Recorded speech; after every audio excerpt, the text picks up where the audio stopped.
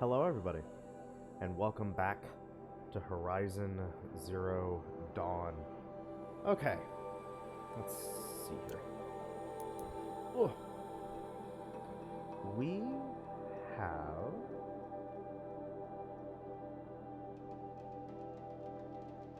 we have a lot to do still. Even though we're almost done, we also have a lot to do. So, gotta head over here. No monstrous darkness should keep us from this girl.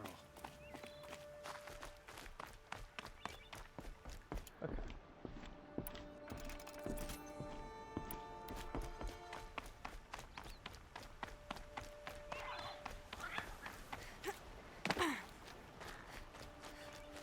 I'll find a use for you.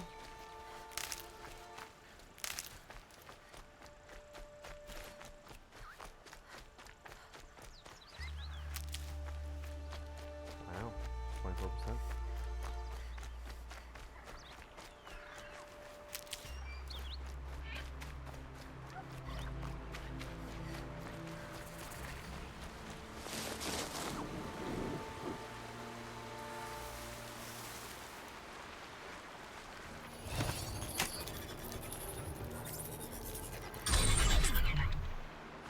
And up!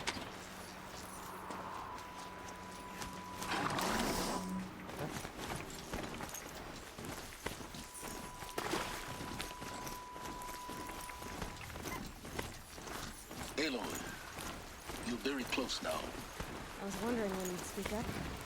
There's a shield platform just ahead. Look close, and you'll find handholds leading. Oh, really? And who put those there, Right. Why would I expect an answer? It's so much more exciting to keep it all a mystery. Crash the Eclipse focus network, he said. So how are we gonna find out? Oh, wait. I forgot. We won't. I do all dangerous stuff. You just listen up. Alrighty. So real quick.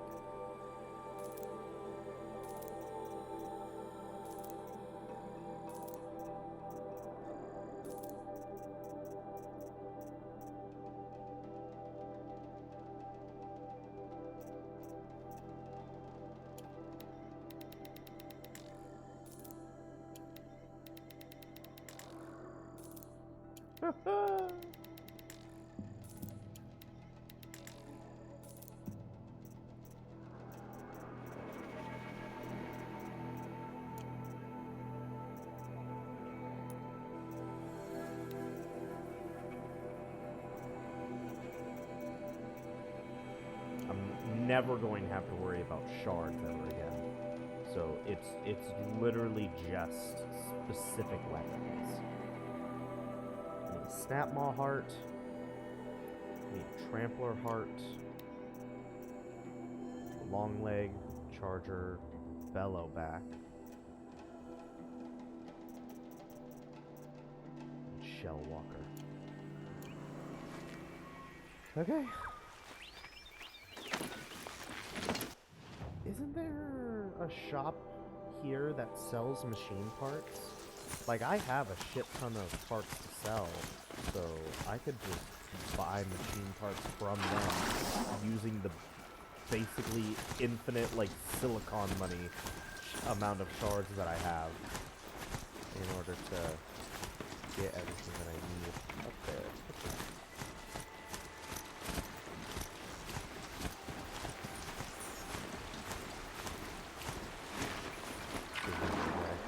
They're the handholds, right where you'd said they'd be. Did you get that, Silence? No? Fitting name you got there.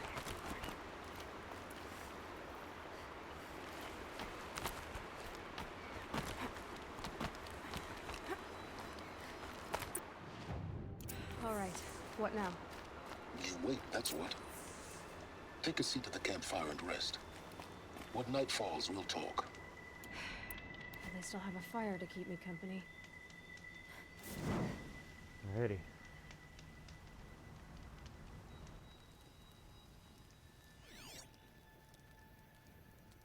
How nice of you to finally drop by. Our purpose this night is to crash the Focus network. Yeah, tell me the part I don't know. How? For starters, you'll need to infiltrate the Eclipse's main base. Wait, what? That's right. Fortunately for you, I brought you around to the back way. It's right through that crevice. Once you reach the base, you'll see the objective. A derelict tall neck that's been extensively modified. Climb the tall neck. Grafted into the top of its disk, you'll find a module of sorts. Destroy that, and the focus network will crash. So you were part of the Eclipse. I've never been part of anything. I serve my own interests, always. But it is the case that I assisted the Eclipse before I sensed the threat they might become. It was a mistake that I'm doing what I can to correct. What sort of assistance did you give them? Head through that crevice, Aloy. You have more important things to do than ask questions.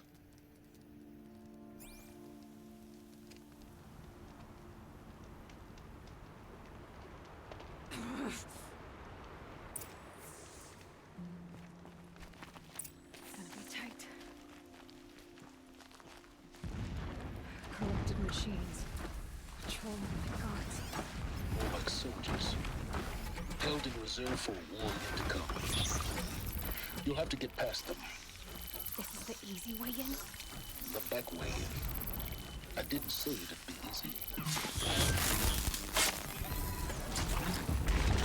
That's good with me.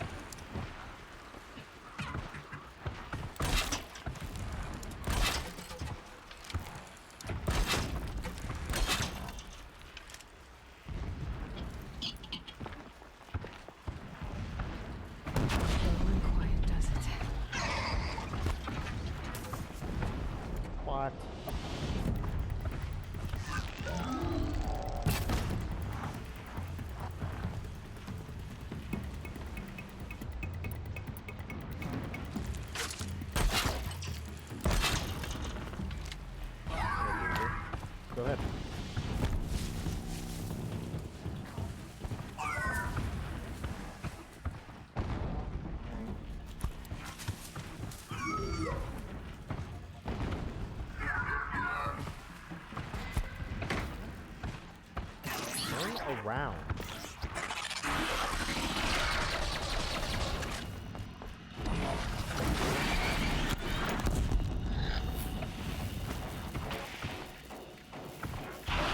Got it. God, he just would not die.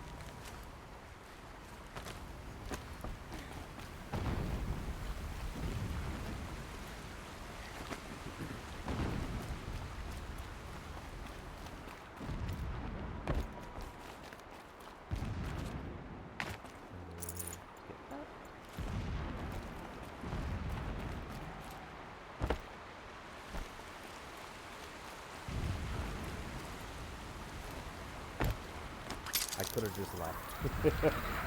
But no. I'm good.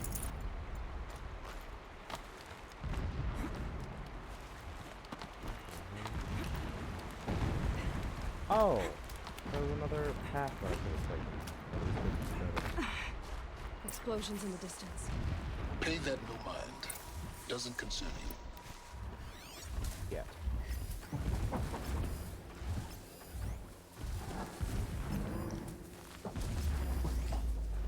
Scrappers.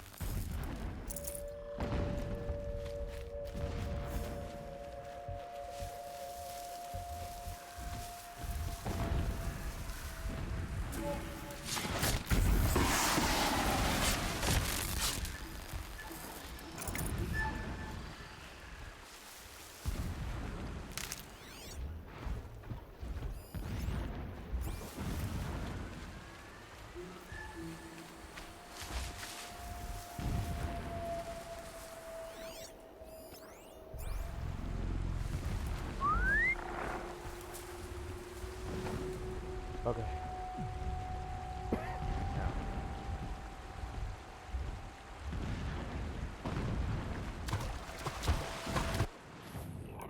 Okay.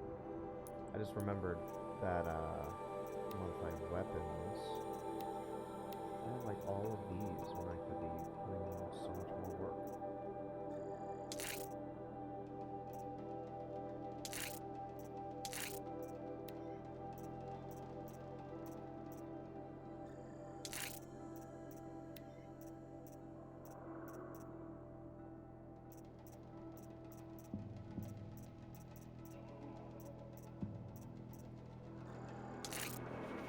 Make it extremely fucking powerful.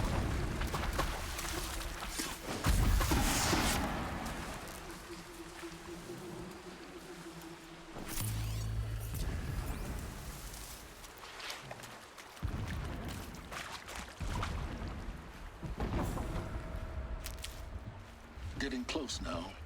Head for that ridge.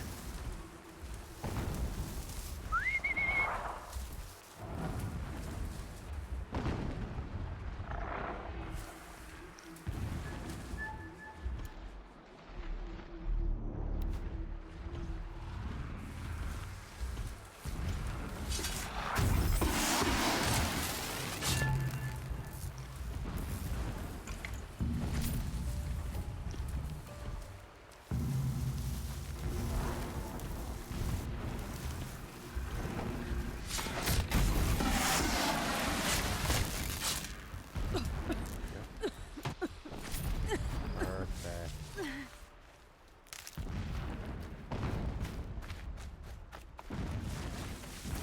The Tallneck's just over this ridge. You'll see it when you reach the top. Now be ready to act fast. You need to get in and get it done before they raise an alarm. Here we go.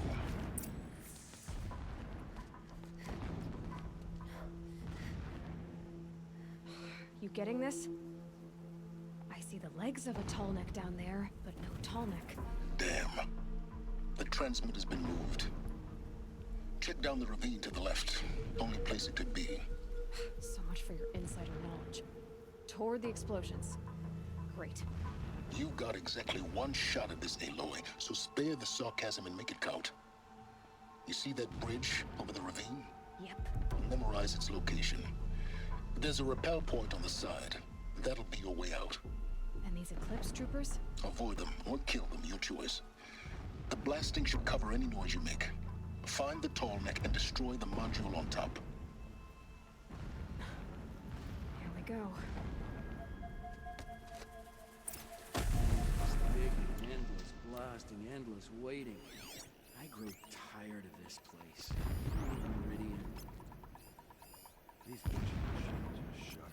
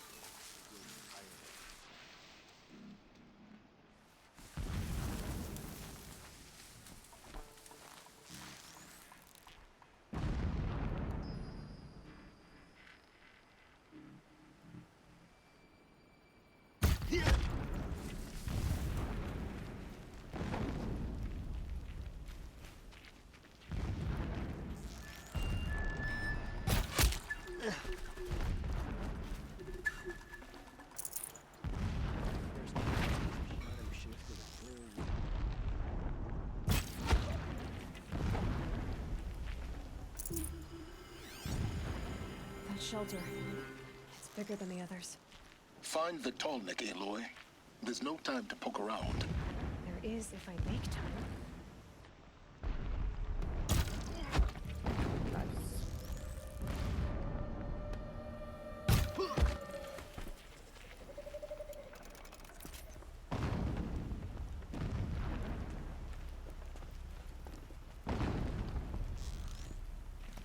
Self-kill.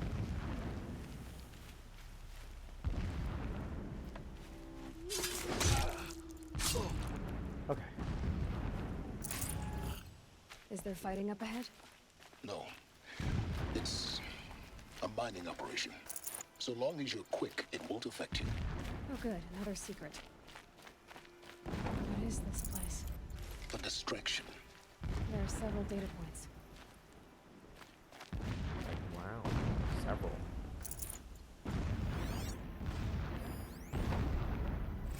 Prophecy. Every morning, I wake to the same nightmare. The same reality. Every morning, I wake to the same nightmare. The same reality. Holy Meridian, in the hands of profligates. Debased. The spire, towering above the horizon like a glittering spike through the center of my mind. Every daybreak in exile is a mark of failure, but the count of days runs thin.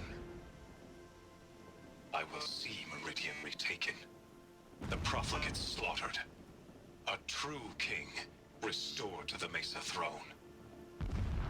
In this, I have become an instrument of prophecy. Itamen coddled. So long as King Itamen languishes at Sunfall, coddled by his mother, he will never learn the true lessons of the sun. I have tried to instruct him, but the shadow of his mother's influence is upon him. I took him to the palace balcony to behold an offering of sacrifice in the ring, but he showed no thirst for it. He averted his gaze, looked told him, "Do not shield your eyes. In all things it is absolute. One day it nurtures life, and the next scorches life away. It burns the skin of champions and wretches alike. Never does the sun show pity. That is the example a Sun King must follow. The example of your father." But before my instruction could take hold, she was there, clutching him to her robes, burying his face against her breast. How is a king to rule when he cannot even see? Means fall. My lord, the 13th king of the Karja Sundom was murdered, cut down by cowards who mistook firm rule for madness. Ever the strong are beset upon by the weak. So he said, as the traitors launched their assault, as their cannons forged by Oseram filth toppled the battlements and burst the gates. I would have fought to the end, but it was his will, the will of the sun, that I lead the prince and queen into the west, to safety.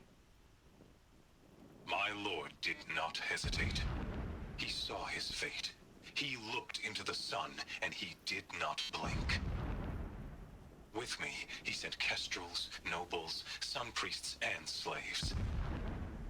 Killing all that stood in the way, I carved a path to Sunfall. There, we joined others to gather the strength to take back our home. But our strength only faded, until the buried shadow was brought to light. Chosen of the sun. When I first set eyes on the buried shadow, I trembled. Was I not the chosen of the sun? A blazing light of faith to shred and scatter darkness? Was it not my place to destroy this devil? But High Priest Bahavas instructed me in the prophecy, and set right my frame of mind. The murder of the true Sun King broke the cosmic cycle short of completion. The whole world cast into darkness, doomed. To resume and turn the wheel of time would require more than sun and faith. All forces must combine, all halves of nature join to one cause. Shadow to sun, night to day.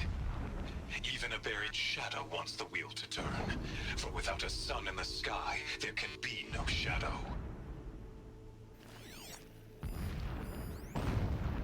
Without pity. Never does the sun show pity. And yet, when my wife died in birthing, and in dying ended the life of my child unborn, I pitied myself. My lord sensed this, but instead of casting me down for weakness, he cast upon me a radiant beam of honor. He ordered my kin buried in the sacred caves reserved for royals and heroes. Unimaginable. Never again would I doubt that I am the chosen of the sun. Never again would pity find a place in me. Not for myself or another. Why? When sleep refuses to come, I think of our wedding night. How you welcomed me to the marital bed. How after, when you fell asleep, I lay there watching your delicate face. For all its beauty, I detested its fragility. A rage swelled up inside me. I abhorred that bed. How its softness threatened to swallow us up. And that room, the stench of incense, the fine embroidery of the drapes, all of it weak. I slipped from the bed, threw open the casement, and lay naked on the stone floor, determined to spurn all seductions of comfort. But when I woke the next morning, you lay beside me, naked as I in the cold. Your body, stretched beside mine, seemed chiseled from stone. I saw you wake, instantly alert, like an animal ready to strike. You said nothing. You did not have to. Already you had shown me beyond doubt that we were meant to be.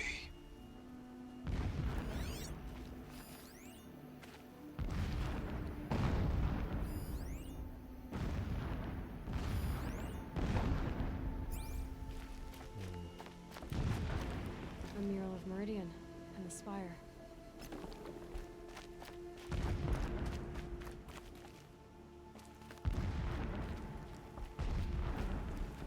This armor. There's only one man big enough to wear this. Helis. Okay. Data points. That's 6. Yep. There we go.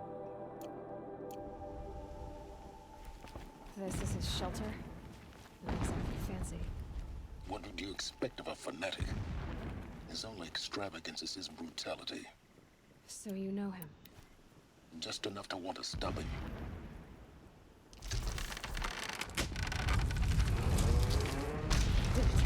He's a fanatic, all right. Single-minded. It gives him a focus that you seem to lack. Now how about finding that bottleneck? It would not have been easy to drag a tall neck down this path. Why bother? Just find it and get to the top. Destroy the module and then get out fast as you can. Sure is a lot of blasting up there. Sounds busy. Busy enough not to notice you, let's hope.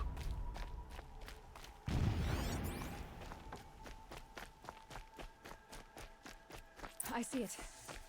They've built some kind of structure around it. Climb it. The sooner this is done, the better. I don't like this. Feels wrong. Everything here is wrong. Just get to the module and destroy it.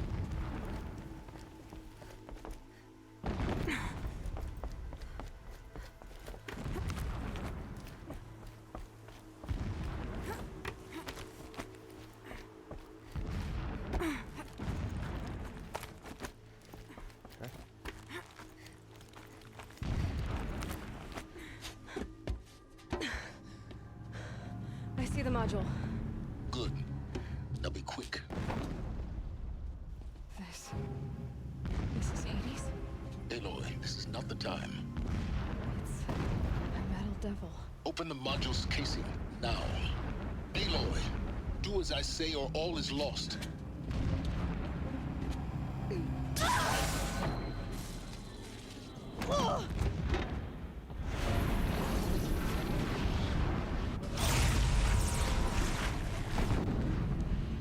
Entity has come here.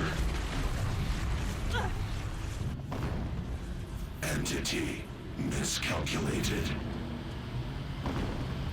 Entity cannot destroy me. I am beyond its reach. Maybe you are.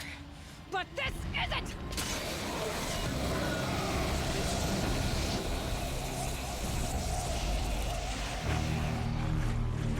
Destroy the entity.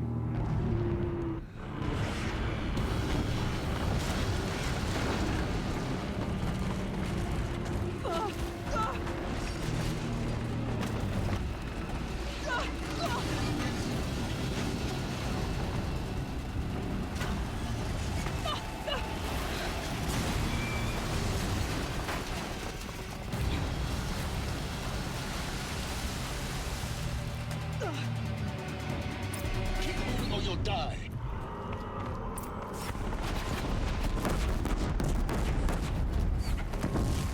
This looks easy. Keep moving. Yeah, you think? What do you think I'm doing? Taking a nap?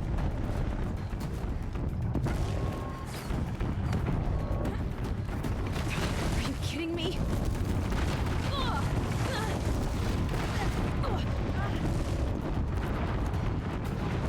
No way.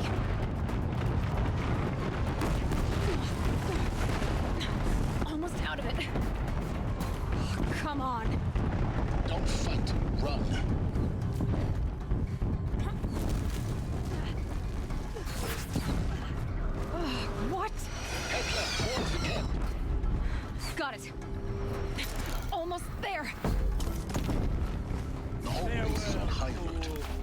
Yeah, I noticed.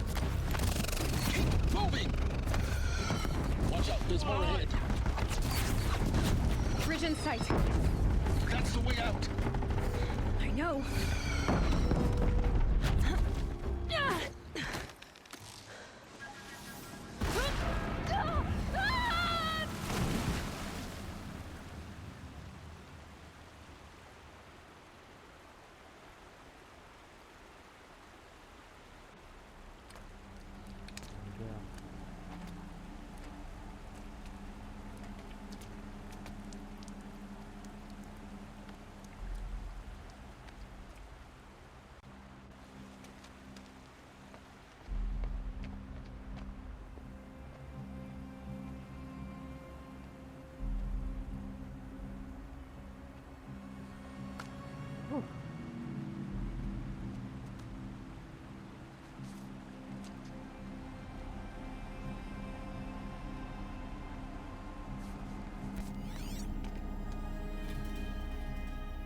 Rough going, but you survived. You knew Hades was there and you sent me to him? I won't deny I risked your life, but it was the only way. Now, with the focus network down, we can both get what we want. Access to the secrets of Zero Dawn. I'm past trusting you with secrets. Good. That means you're wising up. Trust is for fools. It shifts and crumbles like sand. A poor foundation for any partnership. But mutual self-interest. Now that is a solid bedrock upon which you and I might build a new science of understanding. We both need answers, Aloy. And thanks to you, we're on the verge of grasping them. It's Sunfall. We'll speak again. You miserable... Damn him. Alrighty. If I could toss this focus and be rid of you, Silence, I would. But we both know I need it.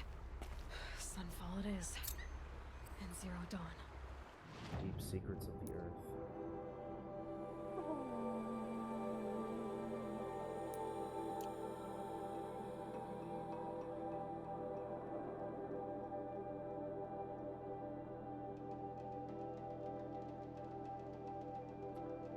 Actually, that's right. I can filter.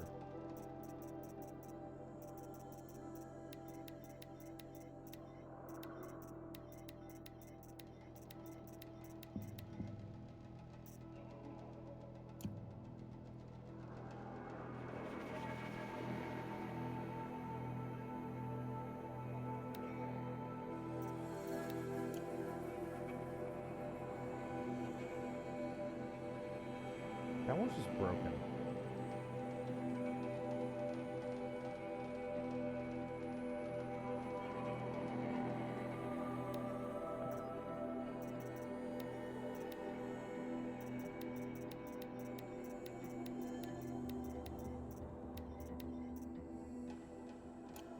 Okay. Oh, wait. Yeah, this is the sprint one. Quiet sprint. Hell yeah. Fast travel.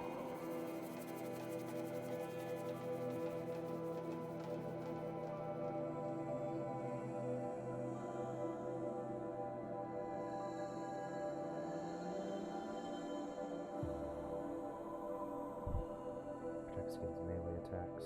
The protector protects against attacks. Oh, don't say. Does say specifically melee attacks. Sunfall. The Mad King Duran's summer palace. A bulwark of Carja might against the howling Forbidden West. Thanks for the history lesson. But they have no idea what lies beneath. We will learn much from this, Aloy. That's what I'm hoping. Nobody is immune to the mutation of heresy.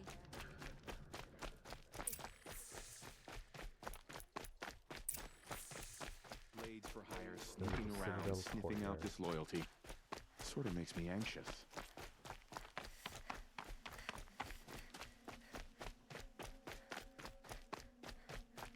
Right. Now we get to see if your attack on their focus network was entirely successful. By the sun. Yeah, it's you talking about? Old-timers. Did I crash the I network heard or another not? one passed in the night. In theory, all should be success. Welcome to the Citadel, Aloy.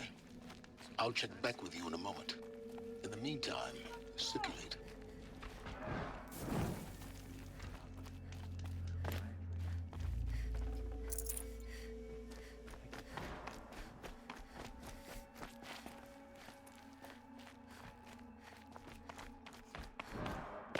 Savages now. These are desperate times. Outlanders! If you want to hear about today's bounties, head for the throne room. You're not going to make any shards by standing out here. Filthy mercenary bottom feeders. Just I'll don't take touch the anything. shards, even if it means having to listen to Bahavas. I hear the Shadow Carja are looking for one of their I own. suppose there's nothing so strange about old men dying. Still, grandfathers.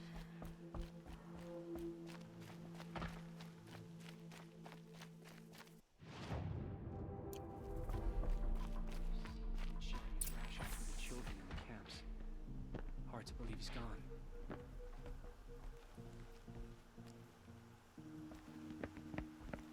By the glory of the sun revealed.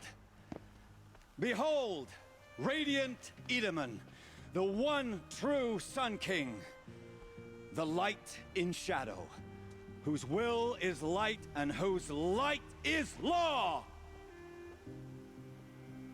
I command Lucius Bahavas to speak in my behalf.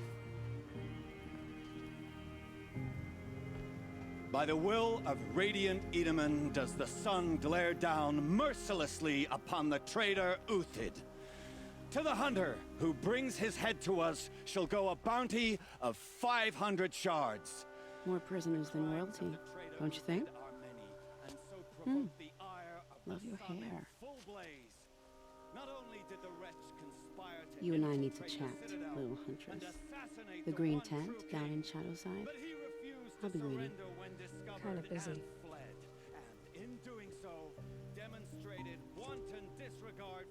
We both know you're no killer for hire. Uthid is innocent. So come see me while there's still time to save him. So, the way in I spoke of is right behind you. You've got to be kidding. Not at all. And you needn't worry about the Kestrels. They'll be too busy acting important to pay attention to you. First time in the Citadel, gotta see the sun ring from on high. Traitor's bounty. All the way where? Oh, there.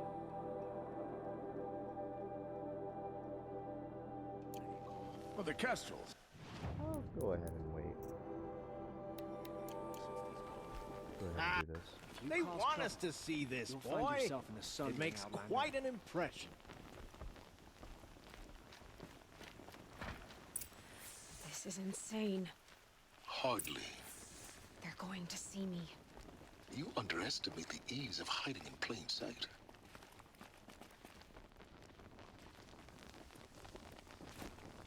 If you're gonna watch some slaughter, this is the place to do it. I don't like heights. Another manhunt. How many men and women can one tribe lose? Odin, leader of Odin's marvels. You've a fresh face. When you're less an eye or an ear or two, you'll fit right in. First impressions make the sale, except in this snake pit. They'll take whoever shows up. The balustrade. It's a short drop from there. This isn't your first job for the Shadow Carja?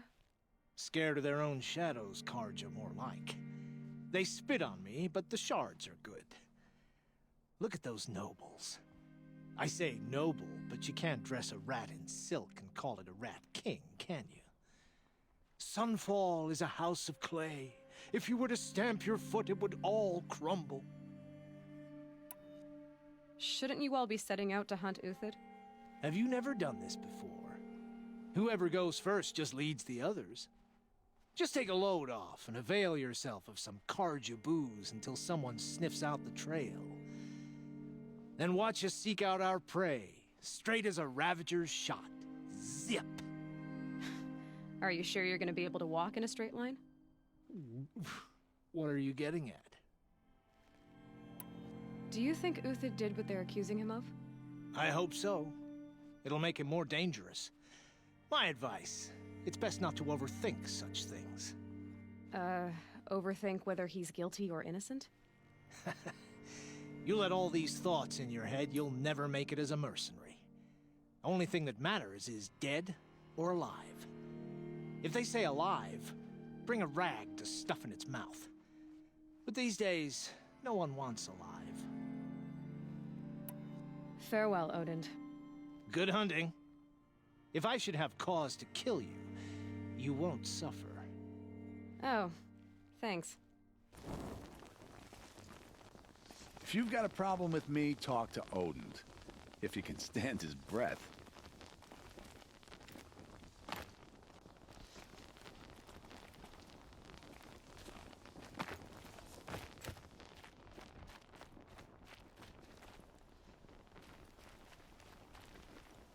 Tread lightly, Outlander. I'm good at remembering faces. Ah, here.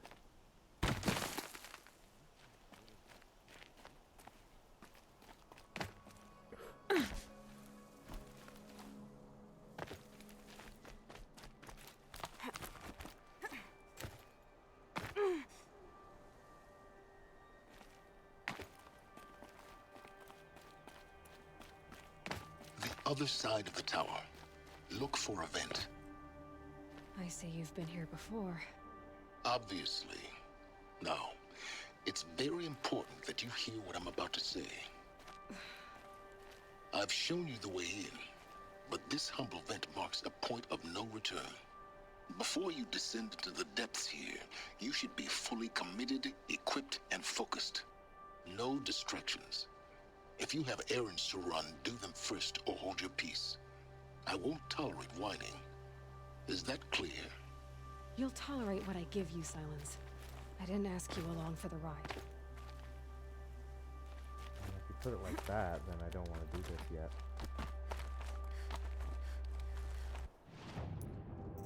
Do Trader's Bounty.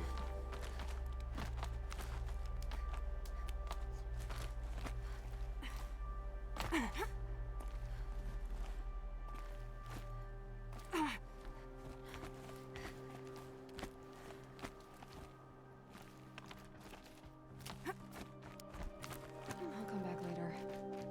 That woman said to meet her at a green tent down in the camp. Might be worth a visit.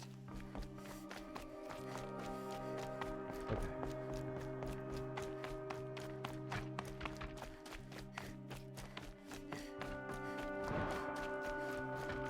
Sunfall feels even less safe.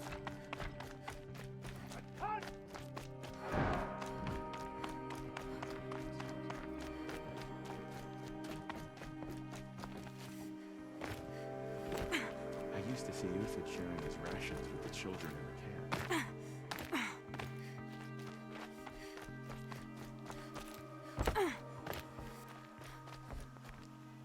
The food is from Dowager Queen Nasadi, little ones. Her Highness knows times are hard and helps when she can. Eat, but bring some home for your families, if you have one.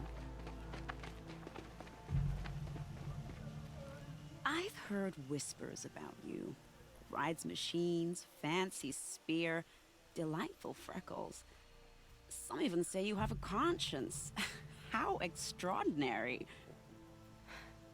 Who are you? You're obviously not one of the Shadow Karja. My name is Vanasha. For now, all you need to know is that I'm a whisper of reason in this howling pit of insanity. I know how that feels. I'm sure you do. And so does Uthid. He's a good man, so naturally the Shadow Karja want to murder him. I've done some digging, and I think he's headed for the Green Climb. It won't take those mercenaries long to find him. He could use some help, if you're so inclined. How do you know Uthid is innocent? I'm excellent at making inquiries. Look, he feeds orphans from his own rations and personally punishes anyone who hurts the old or infirm. The idea that he would try to kill Edaman is ridiculous. He must have found something that can embarrass the priesthood. Otherwise, Bahavas wouldn't risk marking such a well-regarded man for death. Stop being evasive and tell me who you really are. Stop being evasive? You might as well tell me to stop being charming. It's impossible, but I like you, so I'll tell you a secret. I have friends in Meridian, and I like to do favors for them when I can. Uthid might be of use to them, if he survives. What makes you think he's on the Green Climb? He knows he'll be pursued, so he needs a hideout that's both familiar and defensible. He once single-handedly held off an entire bandit clan in those foothills. My guess is that he'll fall back on what worked before. I'll do what I can for Uthid. But what about you? What about me what? What will you do while I risk my life? Useful things, little huntress. Look for 3 dead trees south of Sunfall. They mark the start of the Green Climb. Good luck.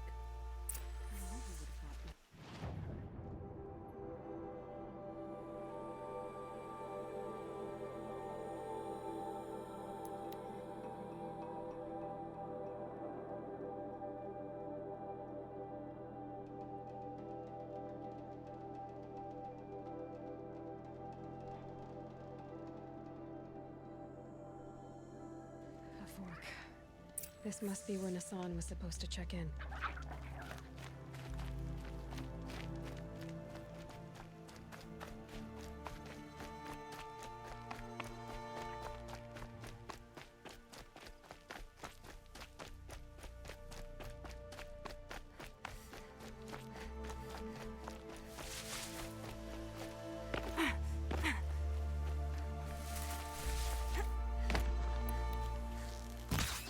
Sorry, little guy.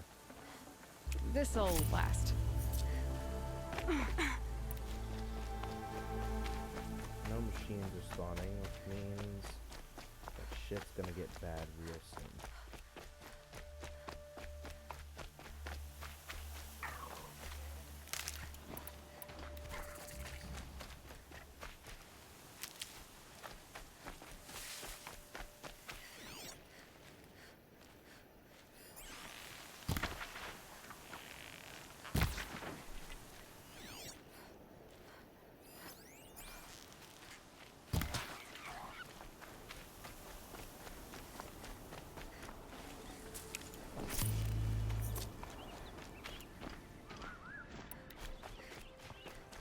Three dead trees, just like Vanasha said. Let's see if Uthid came through here. These tracks lead up that rise. Must be the Green Climb.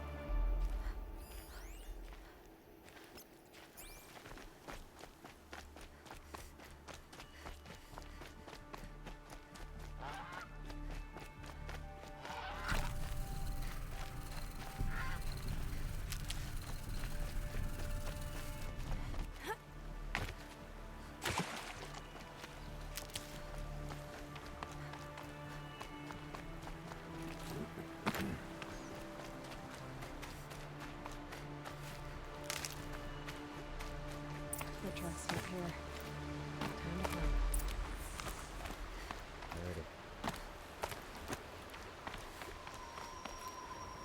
Oh!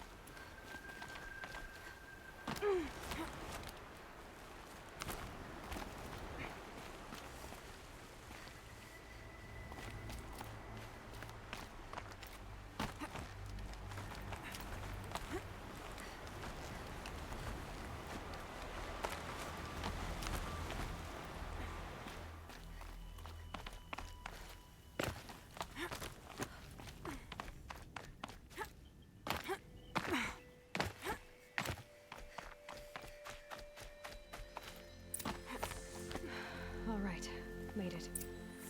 Where did you go, Uthid? Food scraps. I'll bet Uthid stopped to see if he was being followed.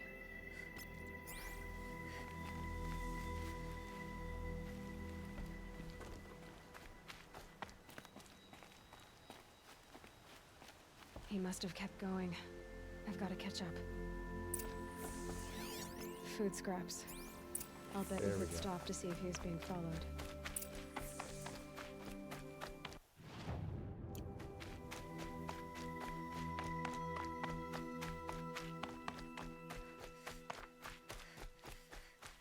A dead machine.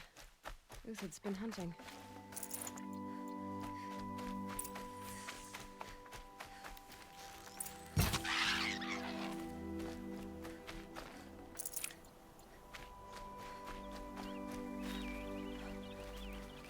Everything useful has been stripped.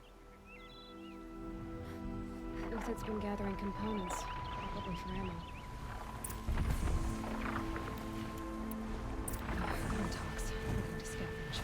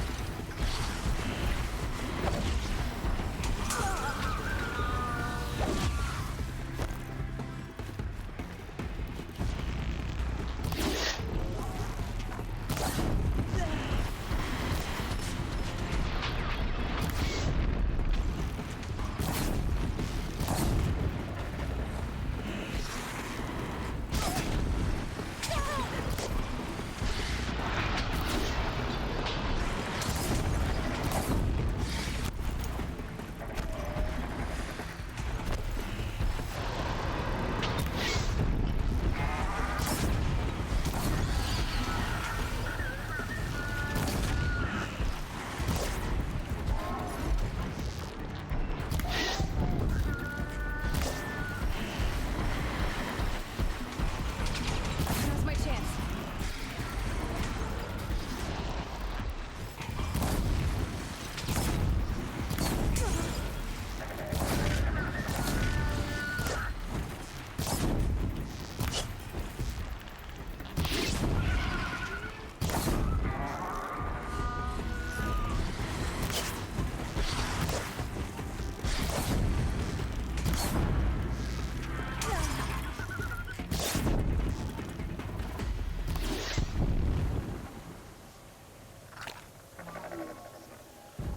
All right, back to Uthid.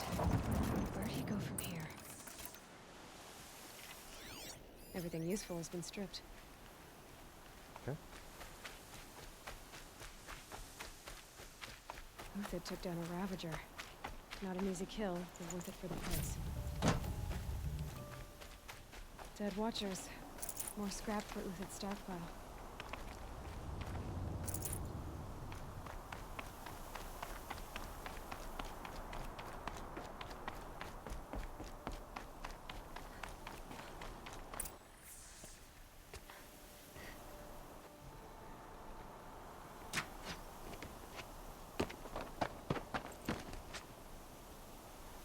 The next one doesn't miss. Uthid? You're young for a bounty hunter. Or am I old for a soldier? I'm not here for the price on your head, Uthid. I believe you're innocent. Innocent? Come on, then. If this is a trick, it's a good one. You've earned your kill.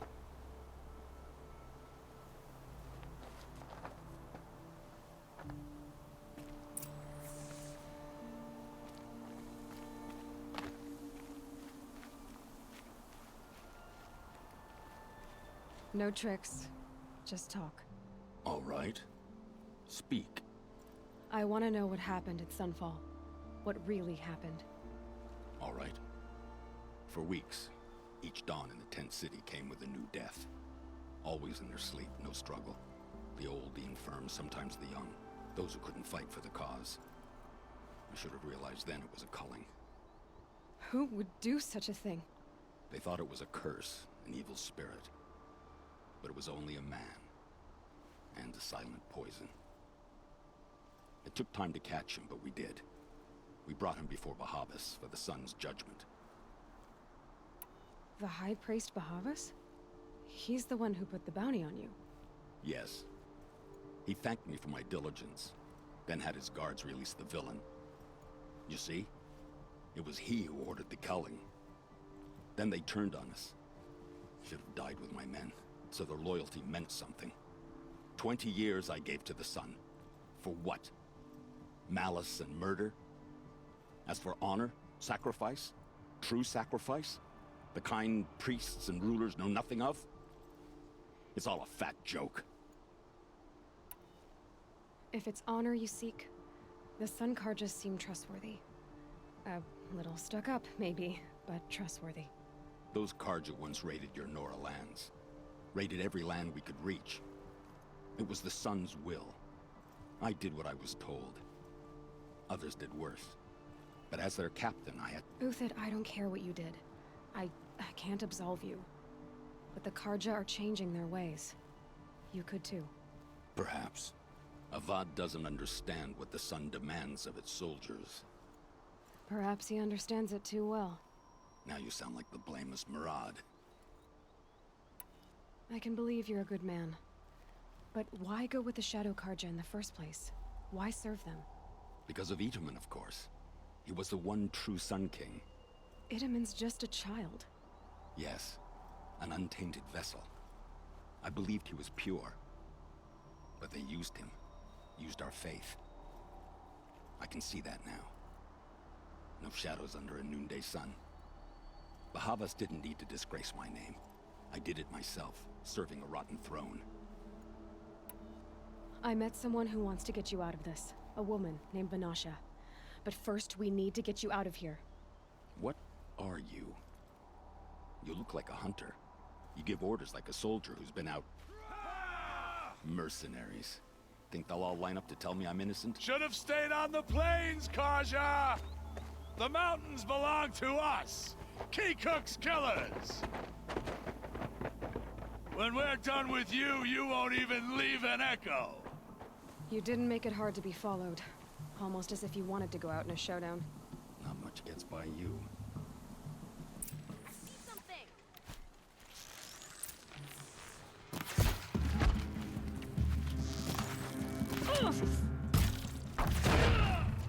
Yo, do you have explosive arrows? What the fuck is that?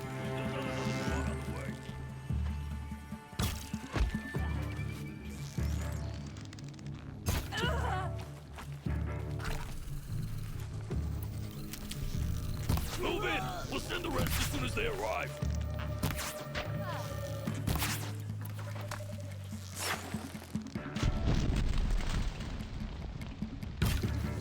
Damn it. Sun's judgment upon you!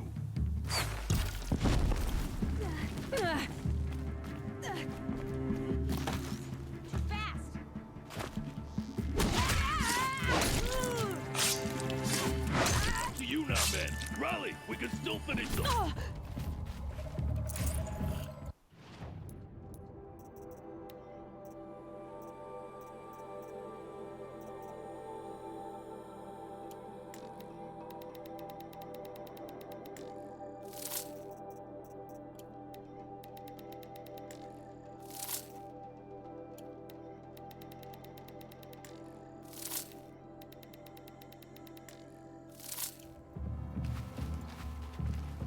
Won't be long now.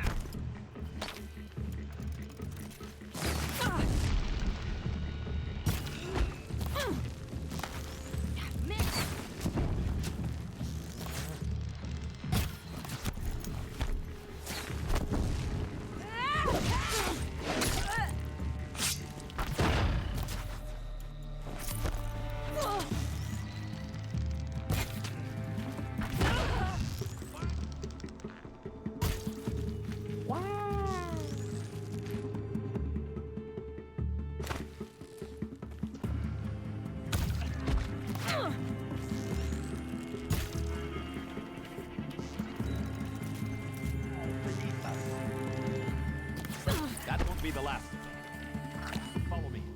I've stashed supplies up above.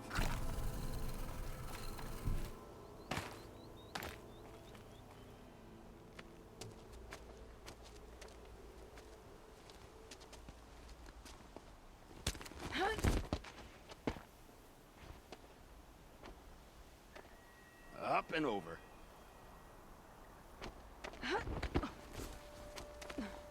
Grab what you can while we still have time.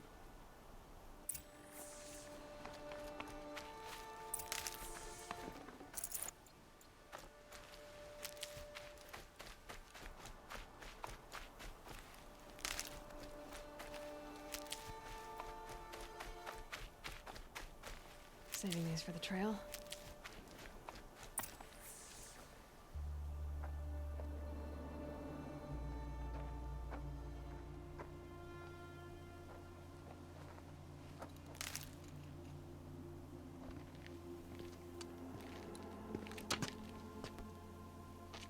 A robust defense is the most satisfying to break.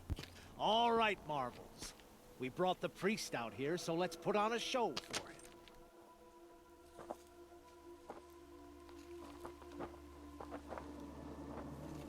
I know that, Hood. We've unfinished business, Bahavas and I. This will be difficult. I think you rallied to a lost cause. I don't intend to die today, Uthid. I did. But you're starting to change my mind. Spotted some trouble.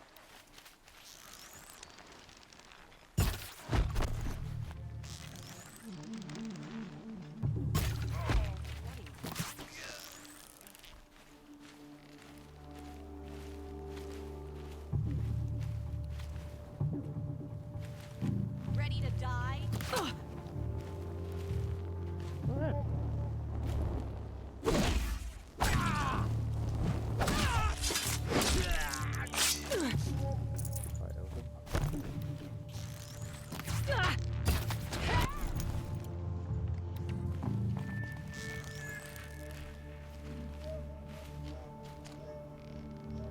You're going.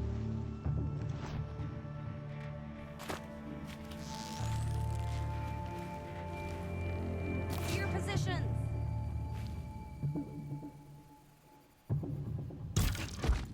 There we go.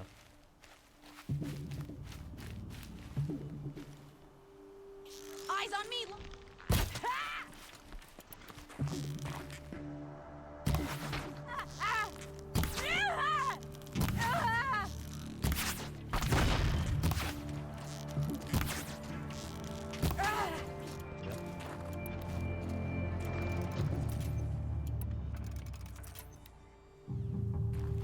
Who left?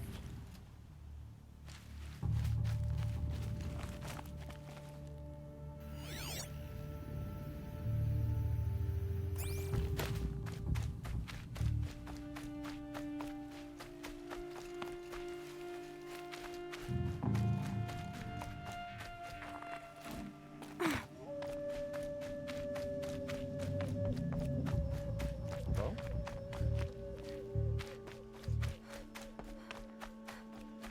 The elements I did.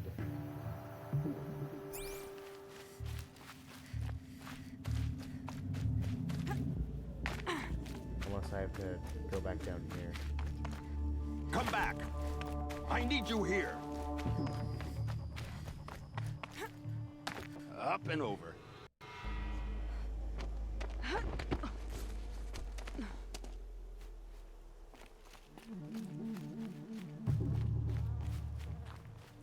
There we go. He didn't spawn.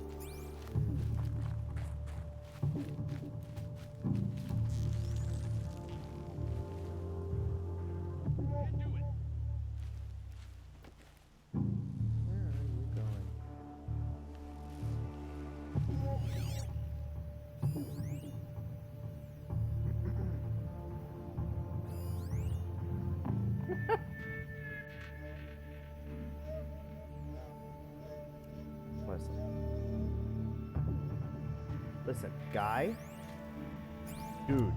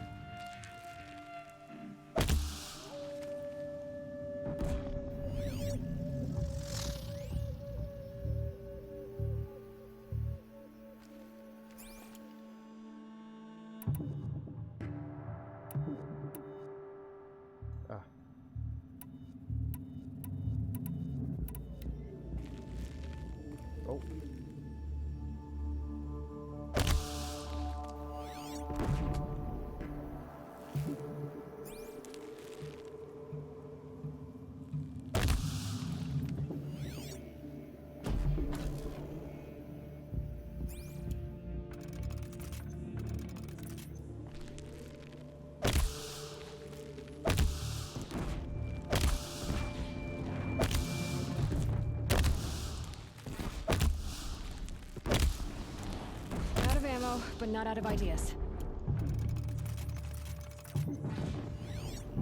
Listen, dude. This is... Goodbye. Guy glitched out and I couldn't fucking kill him.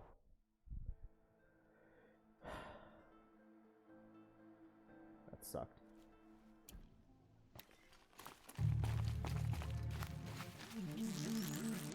Alright, back to the fucking start.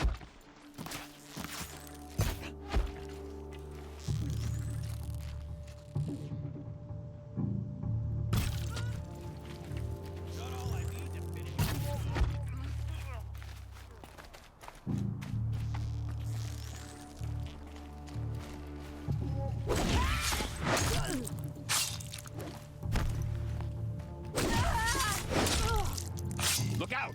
To your left! There we go.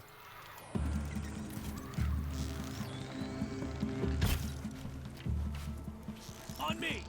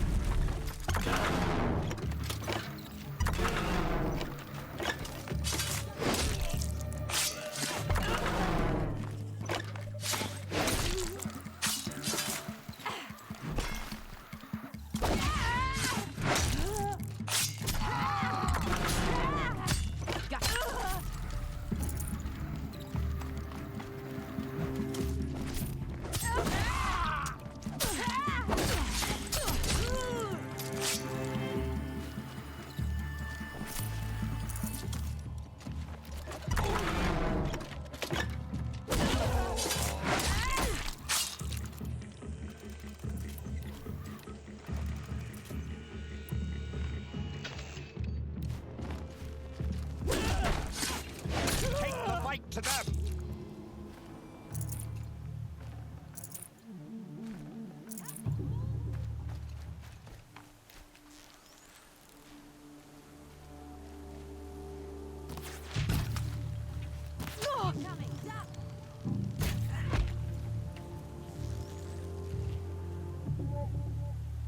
This battle's over. That's the last of the Marvels. Bahavas thought he had enough fodder to keep him safe. Now there's hope for justice. Will you come with me? Let's go.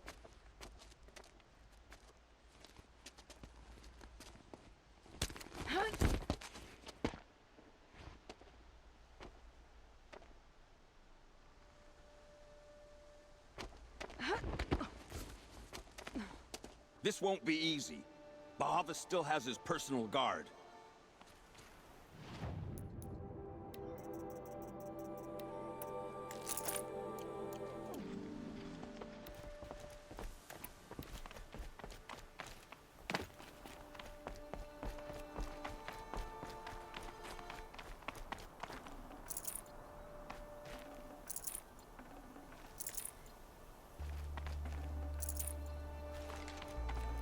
Gonna come in handy.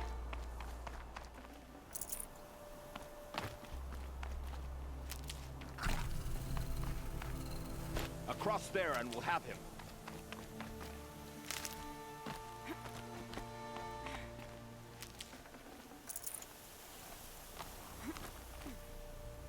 I had to come here myself to end your suffering, Uthid, and mine. The Outlanders led us here, and now that they are dead, their price is most affordable. But enough with needles. It's time for blades. Remove them from the sun's sight.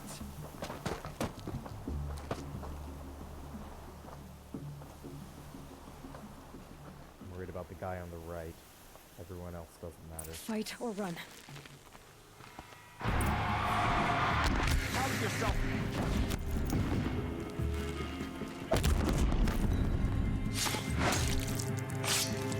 Kill the traitor! Kill Lenora!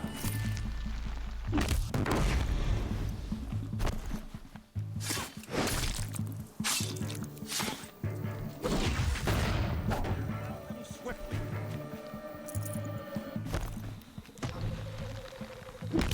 sun sets on your pathetic life, Uthid. Always perch. Heavy. It's hard.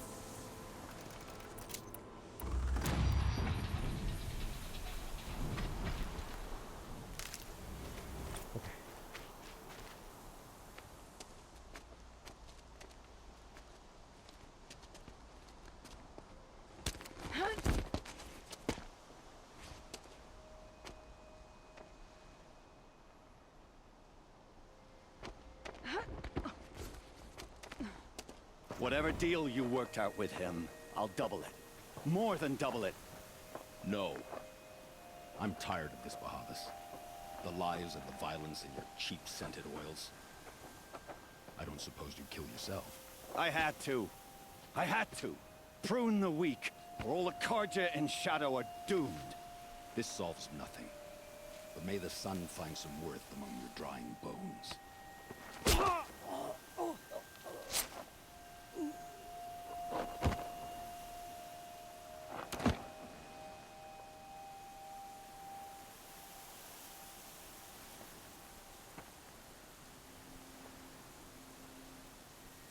That was quite a fireworks show. You took your time? I was busy. What do you think happened to Yan Shan, the other mercenary band? And I had to organize passage to Meridian for a wanted man. Give us a moment, Uthid. Girl talk. You've had quite a day. I never imagined Bahavas would blunder into his own trap. His death opens up wonderful possibilities. Remember Edaman and Nasadi? The Child King and his mother guarded like hostages at Sunfall? With Bahavas gone, no one will be watching them. I want to get them out. And I could use your help. Kidnapping the Sun King of the Shadow Karja is no small task. It's not kidnapping. They want to go to Meridian, to safety. How do you know that? I've been posing as Nasadi's handmaiden. She's scared. For herself, of course, but mostly for Edaman. Why do you care what happens to them? Edaman is the Shadow Karja's figurehead. If he defects, it will remove their last trace of legitimacy. Beyond that, he's just a boy who clings to his mommy. He made a little grazer for me out of matchsticks once. It wasn't very good, but still, nobody ever made anything for me before. What's going to happen to Uthid now? Don't worry. You gave him a second life, and I'll put it to good use. He'll be welcomed in Meridian as a military advisor. Hopefully he can help Avad finish the Shadow Karja with as little bloodshed as possible. What's going to happen at Sunfall now that Bahavas is dead? Oh, it will be glorious. The priests will panic. There'll be infighting, skullduggery, and backstabbing as they wrangle for power. Best of all, they'll be distracted. Bahavas, your life brought misery, but your death is a flower that blooms in abundance. What do you need to get Nasadi and Edaman out of Sunfall? With Bahavas dead, Sunfall is the easy part. I'll handle that. The big fuss will be crossing the border to the Sundom. Find my friend, 3 Tohuadiv near the branded shore. I hired his crew to sweep the path, so all you have to do is wait for me. If this Wadiv has already cleared the area, why do you need me? Contingencies, little huntress. Something will go wrong, and I need protection I can count on. You. I'll try not to disappoint. Alrighty.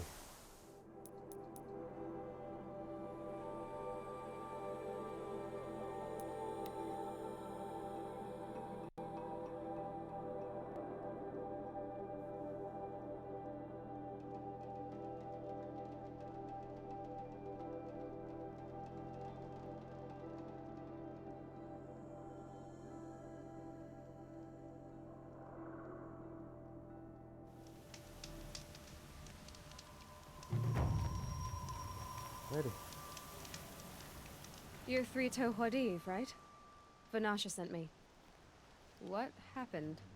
I got hornswoggled, that's what.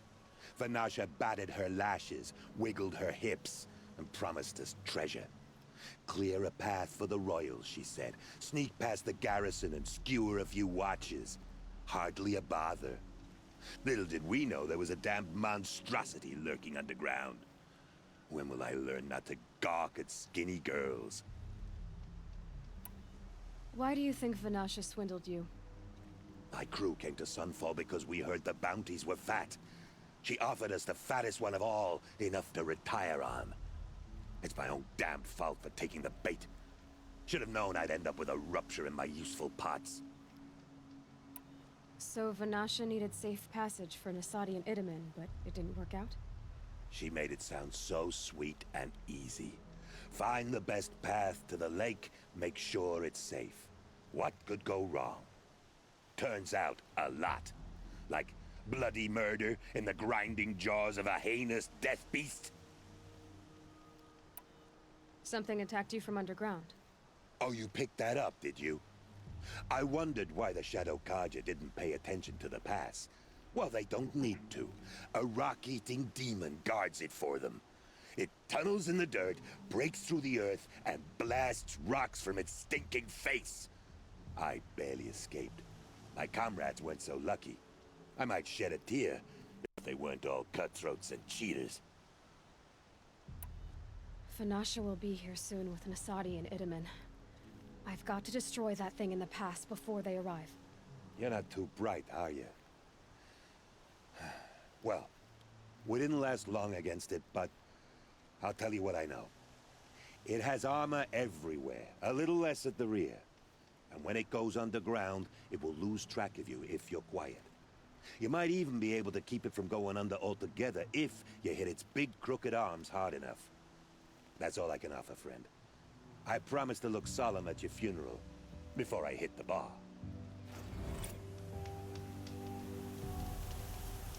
All right.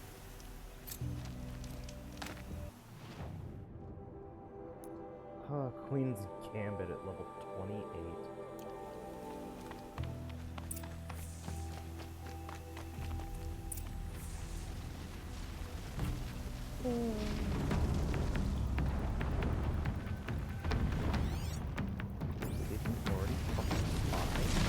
Oh my god.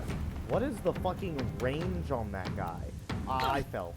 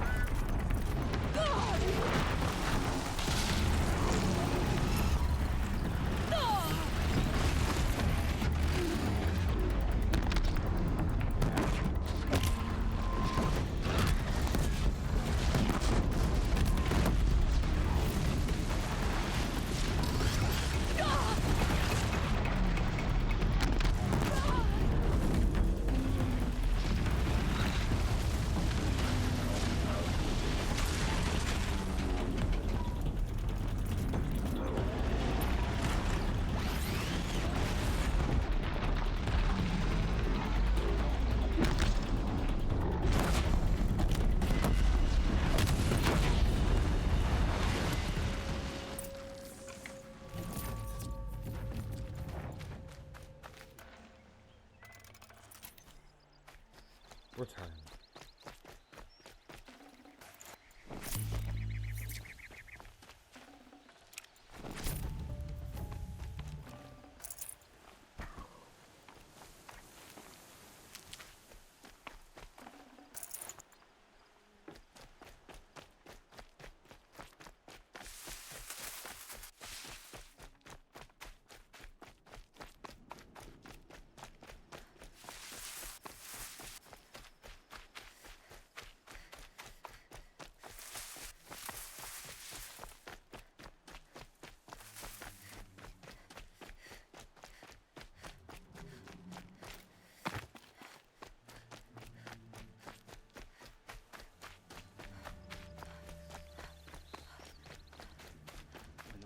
this good?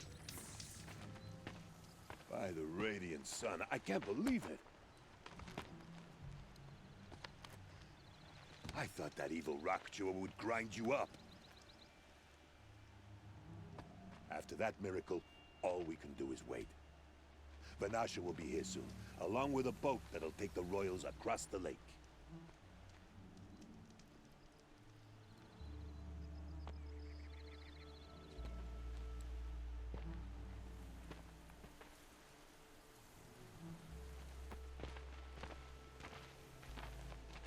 Ah, little huntress. Glad you accepted my invitation to play bodyguard. Where are your men, Huadiv? It looks like something chewed you up and spat you out. That's pretty much exactly what happened. The way is clear. Can we go? I like how you always cut to the chase. In this case, literally. It won't be long before you're followed. Don't be afraid, Your Radiance. We've got excellent protection.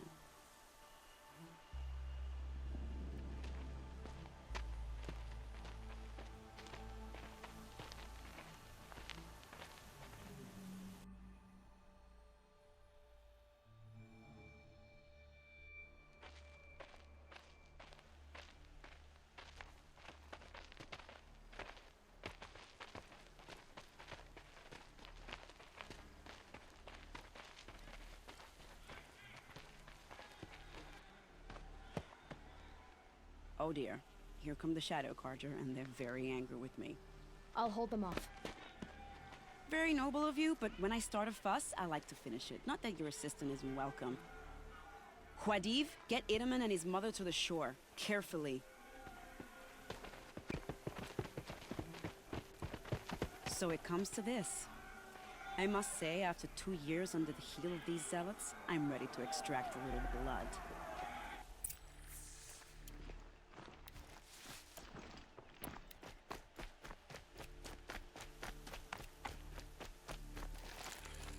Shooting too far.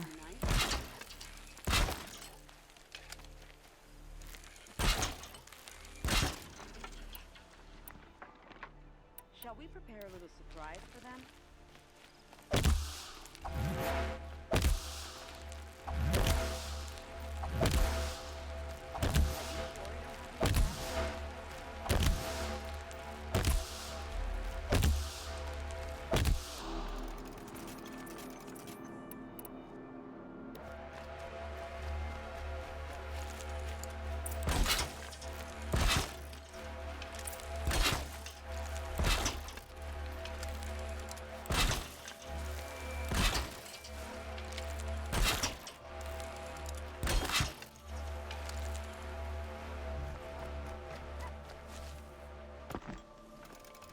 Here they are. Let's make it hurt, shall we?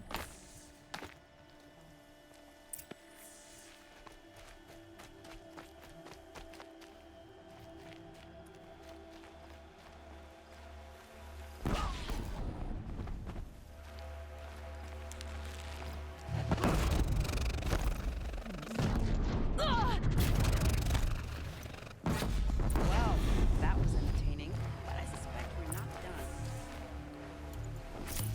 More of the bastards. Get ready.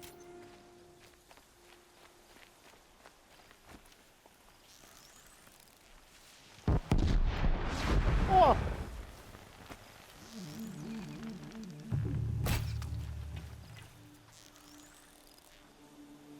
Well now, seems I worked up a bit of a sweat. Wait, really? That was it? You made me laid out all those traps for that? I don't want to jinx it, but we might be in the clear. No. A bit late, aren't we, gentlemen? Sorry, ma'am. The boat's waiting. Damn, I spoke too soon. This one's mine. Get to the boat. You know, this time I think I might be out of my league. If anything happens to her, I will be very cross. We're not going anywhere.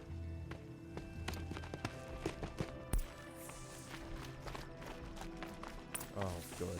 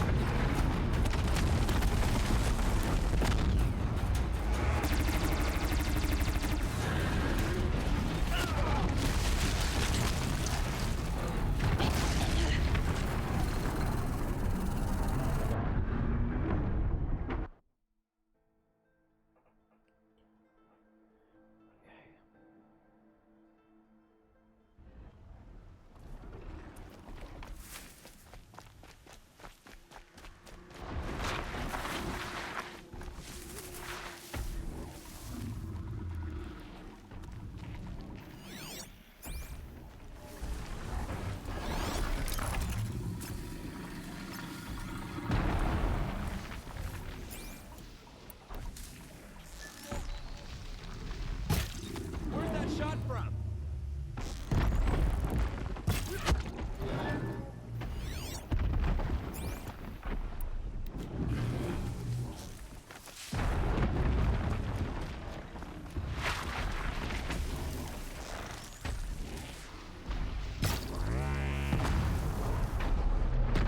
Just stay out of their way for now.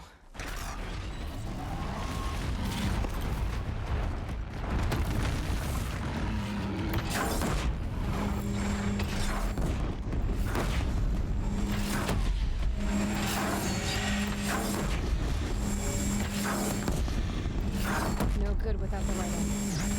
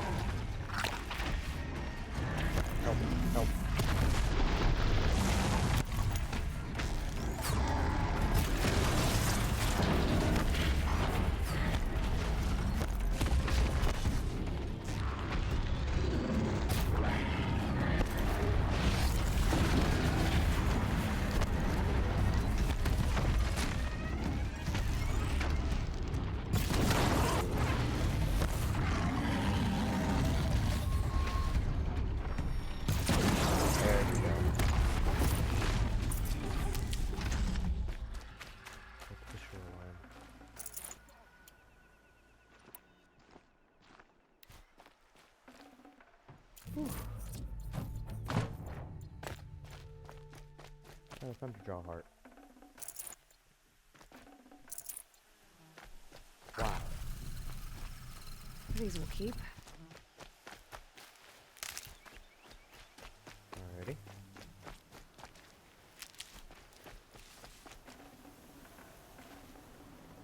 Wow.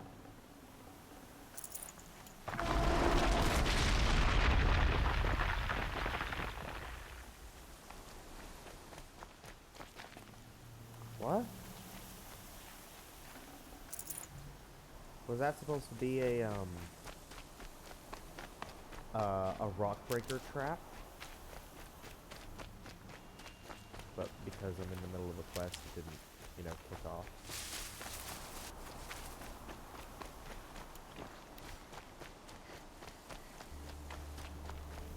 Okay.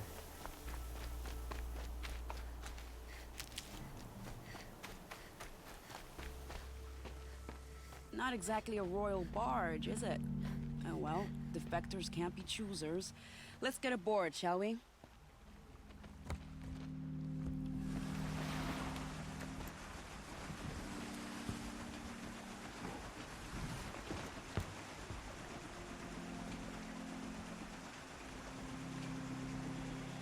we go.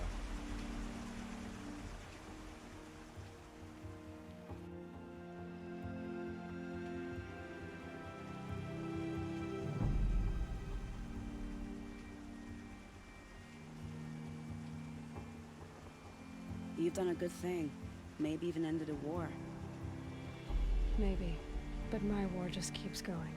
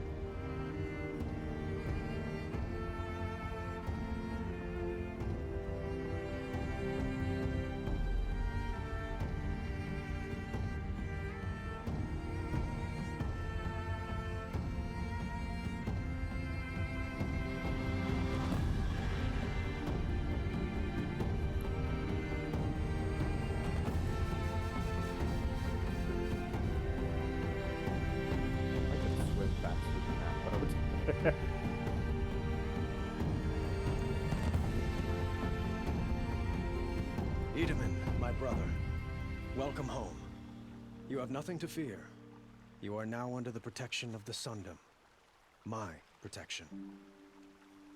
As is your mother, she will not be harmed. You have my word, the law of the sun. Aloy, it seems I see your influence everywhere. You've done so much for the Sundom, and it will always be appreciated. You have my thanks. May you walk in the light.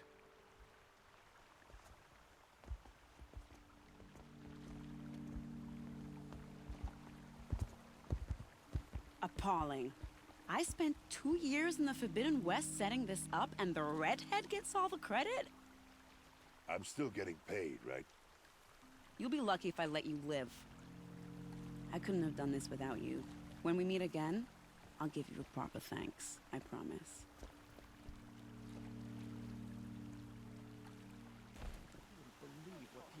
There we go. Queen's Gambit.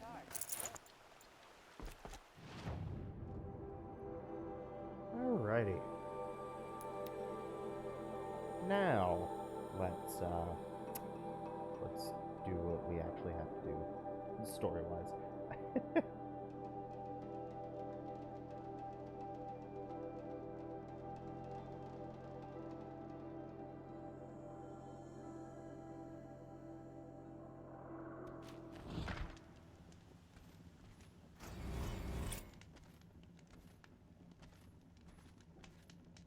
What are the Kaja without a Sun King? Can we even call ourselves Kaja? Our child Sun King whisked off to Meridian. I'll bet he's eating well now. The Sun King abducted. Whose incompetence allowed this? I want their heads.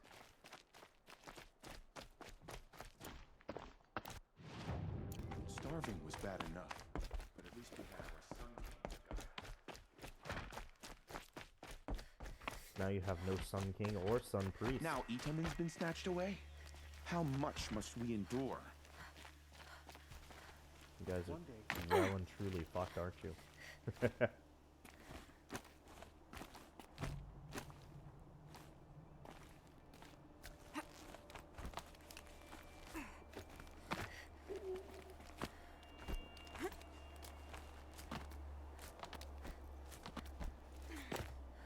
Okay.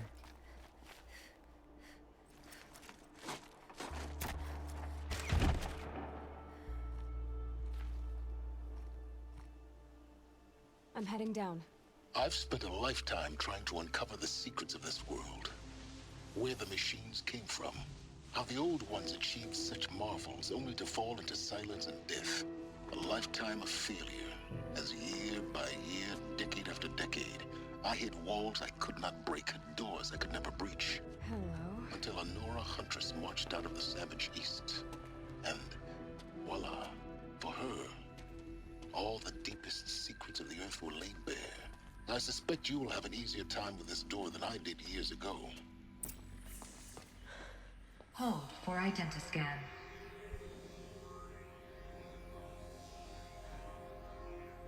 Genetic profile confirmed. Entry authorized. Malfunction. Malfunction. Malfunction. Malfunction. Are you kidding me? You don't hear me laughing. Shut up. There's gotta be another way. Hey! Elizabeth Sobeck here! Requesting access! Access request acknowledged. Root command functions available. Do you wish to proceed? I do! Get me through this door! Analyzing. Primary access inoperable due to mechanical failure. Emergency venting procedure likely to circumvent blockage. Do you wish to proceed? Yes. Emergency venting authorized.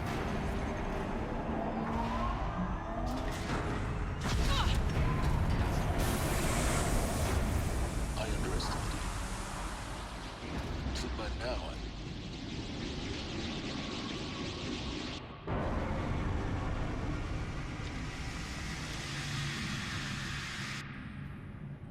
Guess you can't have everything. that will draw attention. We won't have this place to ourselves for long now. We? Last I checked, I was the one risking my life down here. Yes, fine. Now will you please get moving? There's so much to learn in less time than I'd hoped.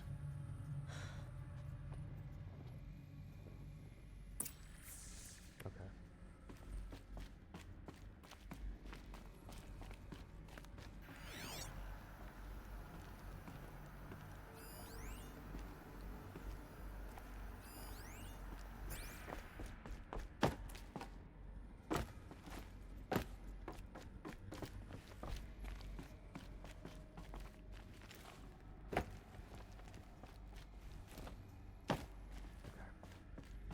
Welcome to Project Zero Dawn. Zero Dawn. We found it. Are you really so surprised? Facility diagnostics detect multiple failures. Attempting repair. So, what was this room? An entrance hall, perhaps. Have a look around. Another incident. From lounge staff to admin, subject another incident. This morning's unfortunate incident was Dr. Popovich. With Dr. Popovich is another example of reception's need for additional support. We appreciate that Zero Dawn is an immensely complicated project, but as the staff who serve on the front line, we're tired of being neglected. As we have already requested, we need human translators, fluent in Polish, for example. Security staff who can subdue raged embryologists, for example, and dermal sedatives to calm persons who are screaming in Polish while hurling chairs and vases at reception staff, for example. Yes, most of the candidates are reasonably calm and well behaved, but we need help handling the exceptions to that rule. Please respond.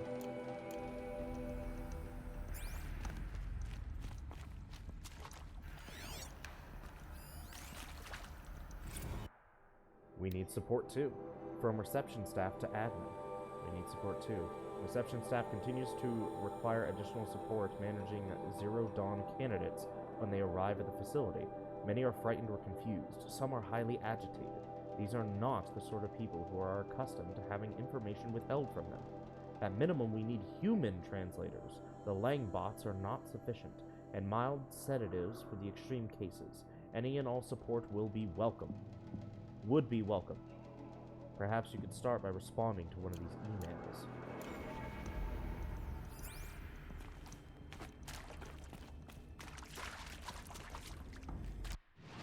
Alright.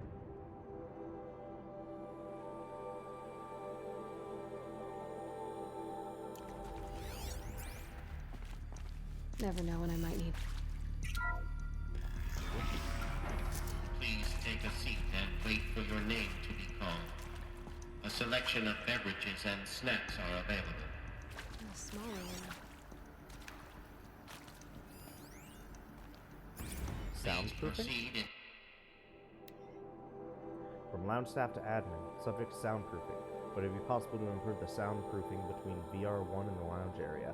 Most of the candidates stay quiet during the presentation, but the ones who scream or sob can be plainly heard by candidates waiting their turn in the lounge. Just a thought. To viewing room 1 for an important message regarding the purpose of your visit.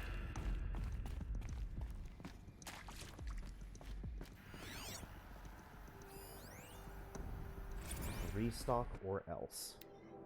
From lounge staff to admin, restock or else. For the 5th time, please restock the lounge's selection of herbal teas. If I have to listen to one more egghead throw a tantrum because we're out of the organic cucumber mint or blackberry sage variants, I am going to lose it.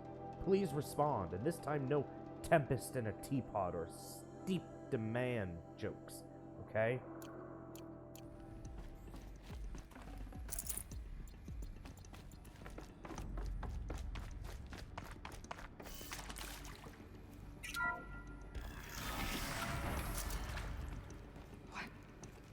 What was this place?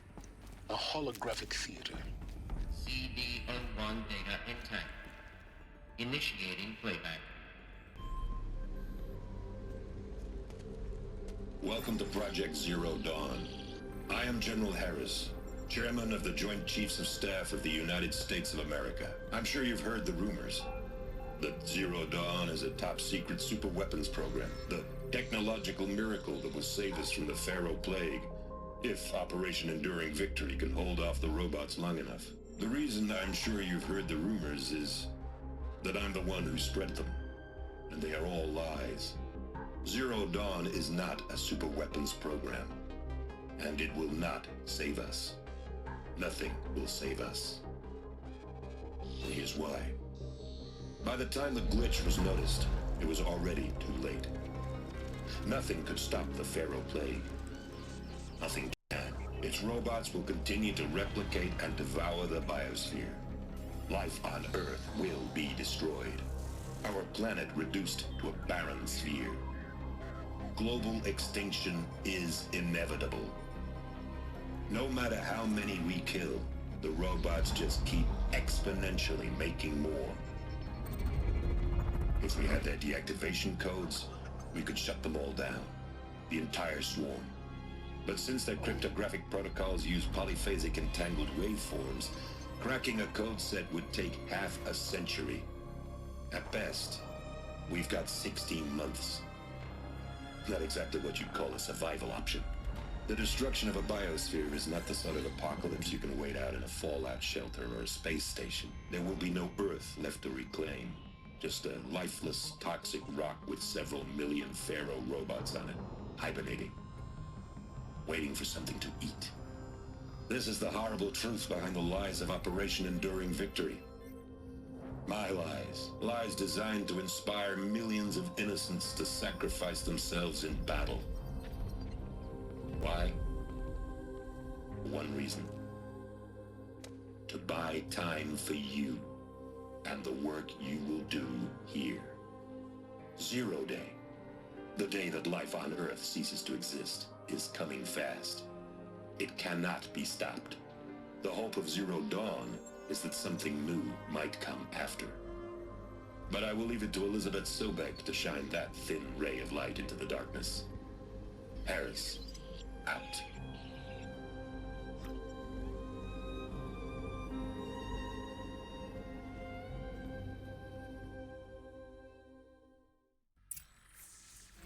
That doesn't make sense. Life on Earth didn't cease to exist. He said it could not be stopped. But it was. Somehow Elizabeth saved us. I've got to keep looking. Find out how she did it.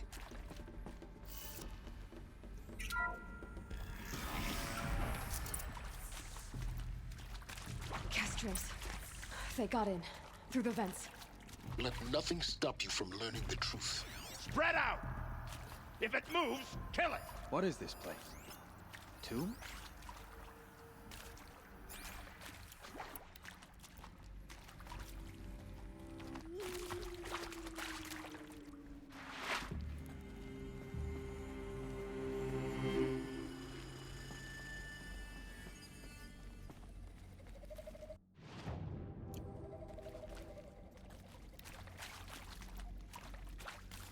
Here, the old ones died.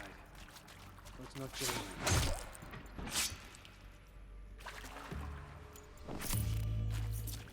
Can't scare me.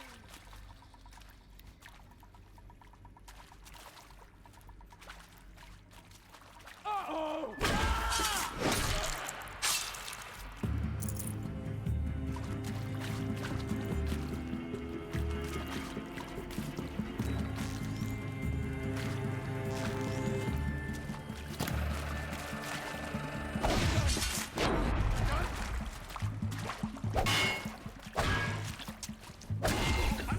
We're too close to the tribal crypt to stop us now. The data points, what did they contain?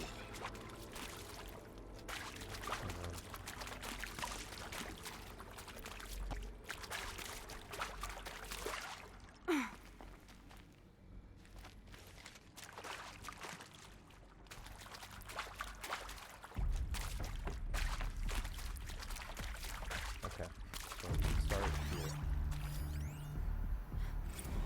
Meeting with Suzanne Alpert, environmental scientist. Doctor? I'm sorry, I wasn't, Just stating your name. What were you thinking about, Doctor? Nothing the General said, not really. I was on the Syzygy East Response Team in 2051, just after the second earthquake compromised the reactor. I still dream about it, after all these years. The red zone spreading on the imaging, slowly, so slowly, like a hand opening its fingers. Your involvement in that event is why you were asked for by name. Really? That's interesting. Because nothing worked. Nothing could grow there again. It was a catastrophic failure. But the red zone is a blip compared to global-scale biomass reduction. The biosphere and hydrosphere will collapse, render the Earth uninhabitable long before the robots finish us. Enduring victory can't buy time against that. So, you'd better show me what Zero Dawn really is.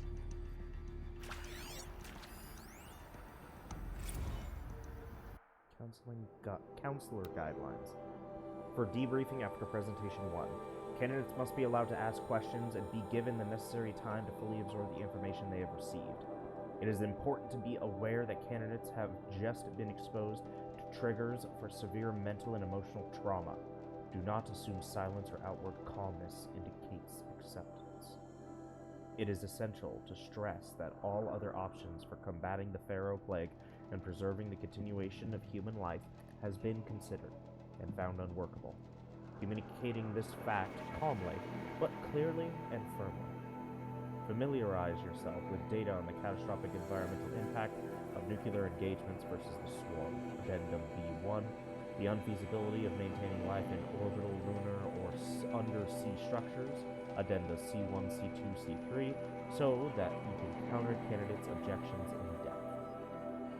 If a candidate asks for a time alone to review supplementary information, allow this without hesitation. Be sure to inform security personnel so the candidate can be monitored for attempts at self-harm. Candidates should only be cleared to proceed to presentation 2 if you believe their mental state is sufficiently stable. Note that real-time support will be available via your focus. Security and medical crisis teams are data corrupted.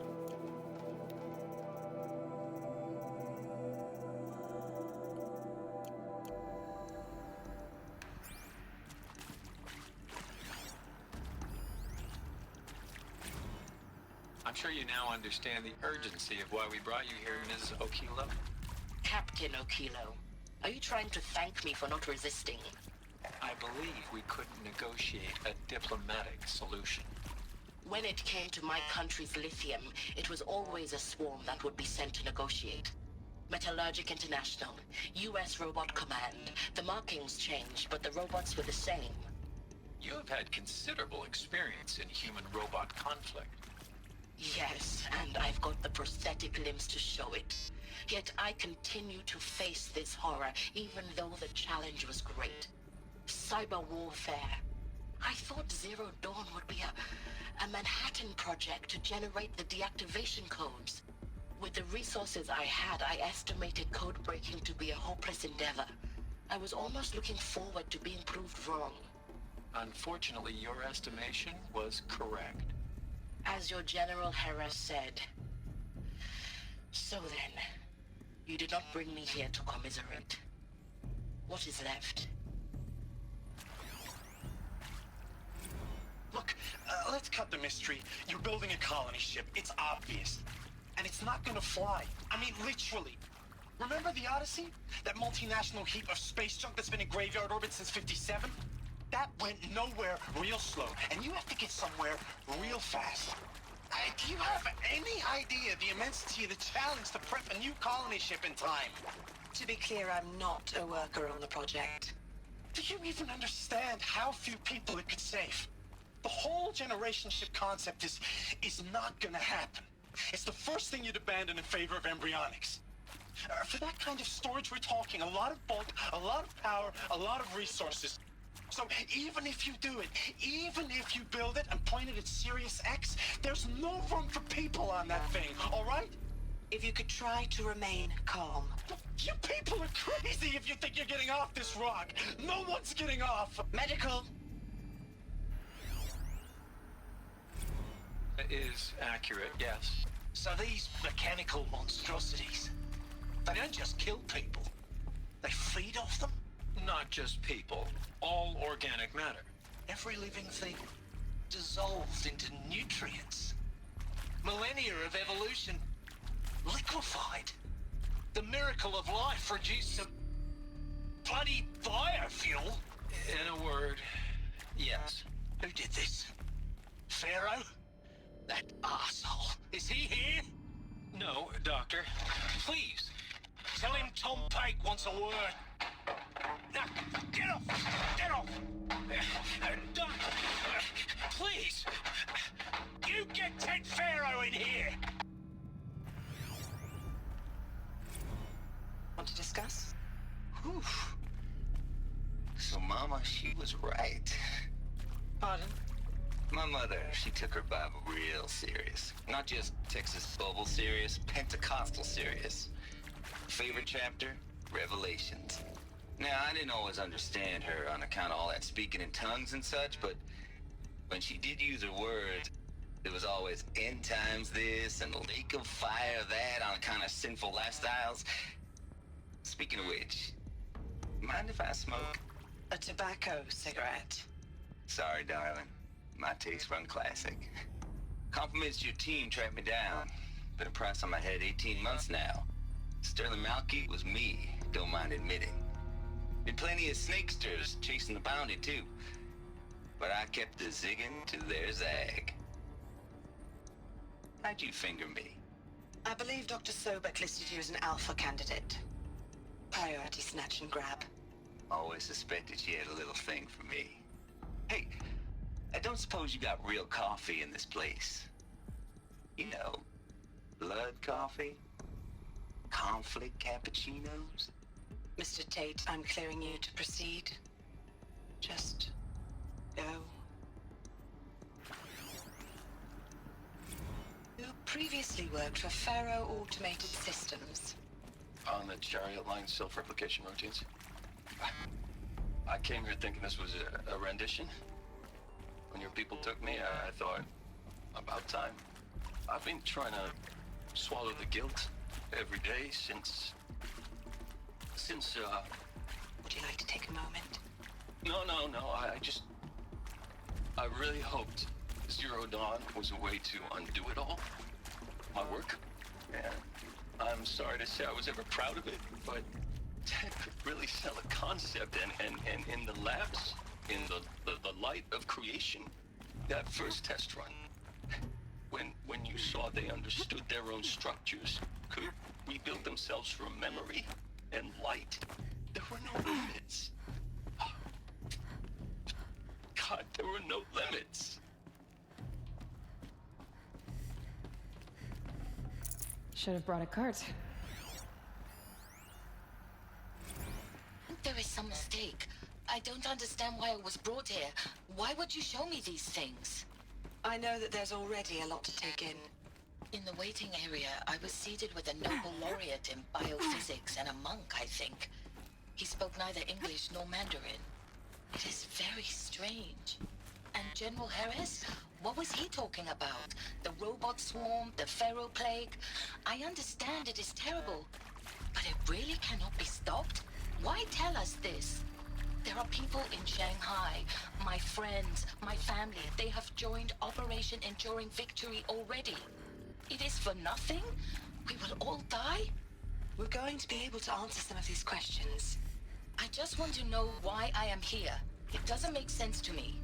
You were brought here because of your skill set. No, that can't be right. I am an art historian. I know Dutch masters, Japanese calligraphy, Gerhard Richter. What does that matter now?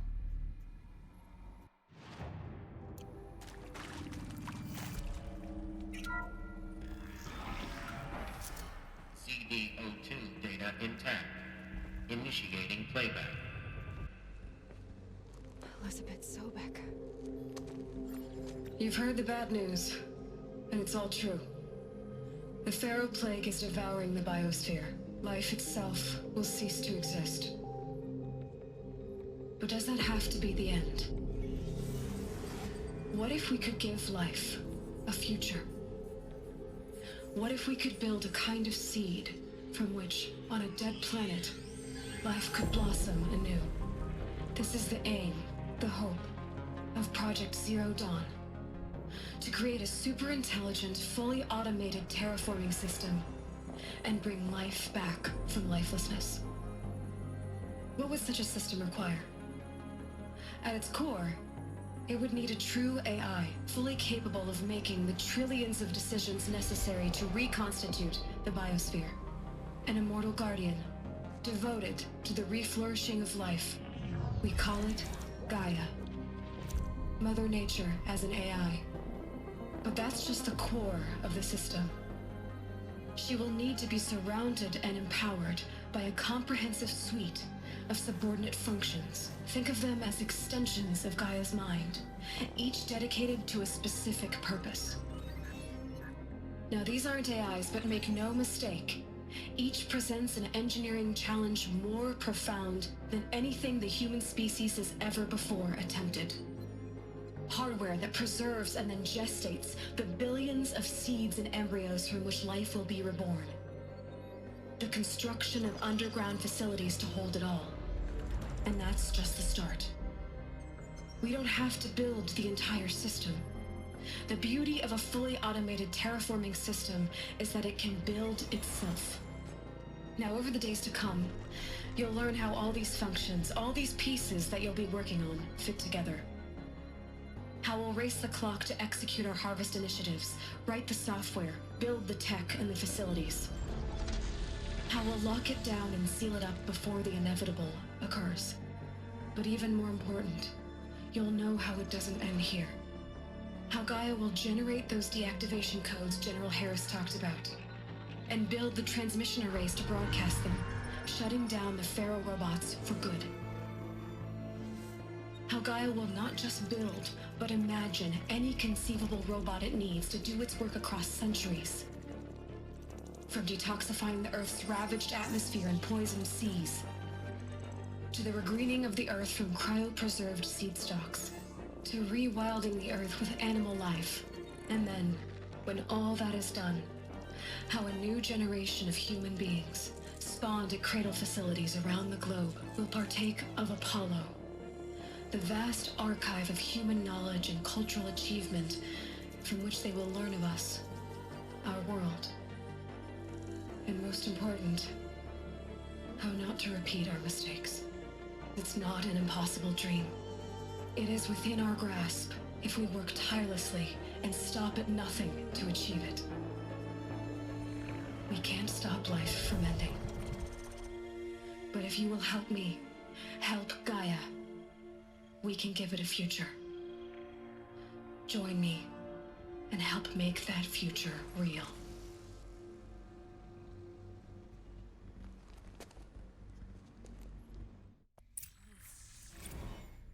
The whole Earth destroyed, but then remade?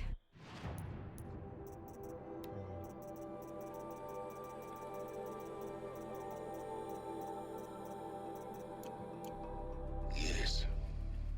By a machine. A machine of creation. Elizabeth did this. For life. For us. But why Hades then? If it was part of Gaia, how did it end up in the wreckage of a Pharaoh robot? And why does it want to kill me? And Apollo, the archive of knowledge, what happened to that? I'm as confused as you are. Maybe the answers lie ahead.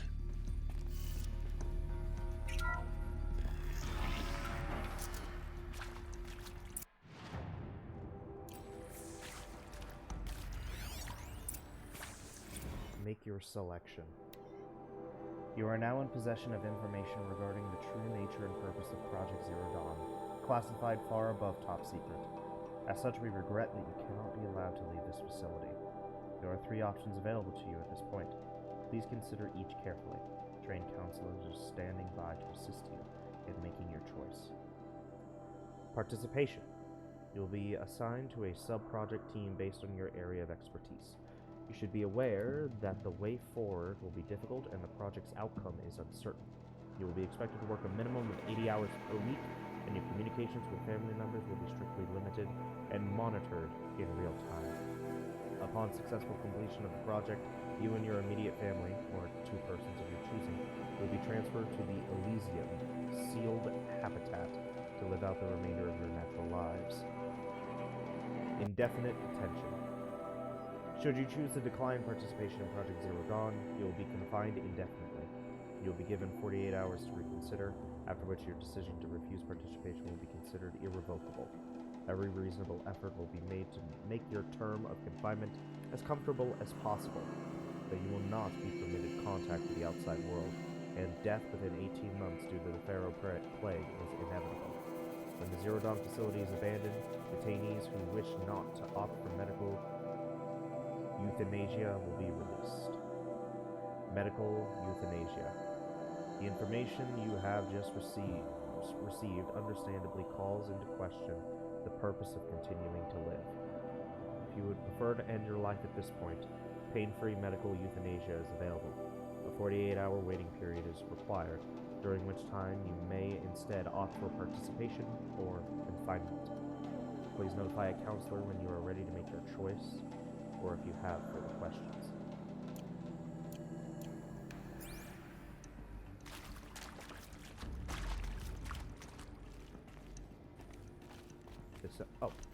Not just yet.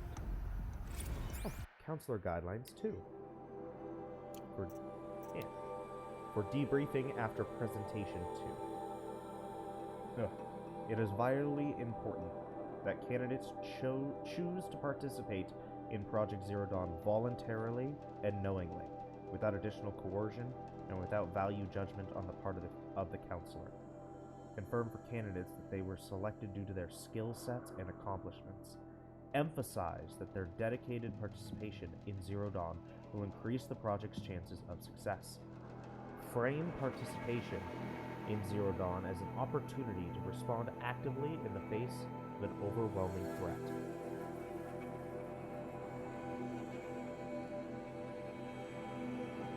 Sorry, I got a text.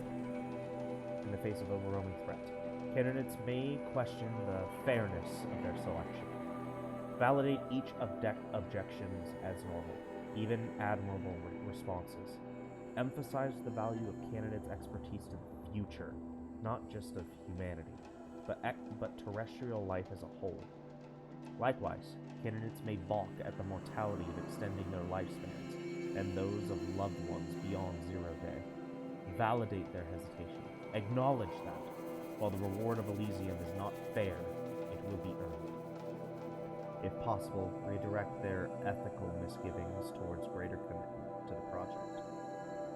When candidates challenge the plausibility of Project Zero Dawn, permit them to review Dr. Sobek's presentation as many times as they wish, and allow access to supplemental articles G01 through P20, or G01 through P20.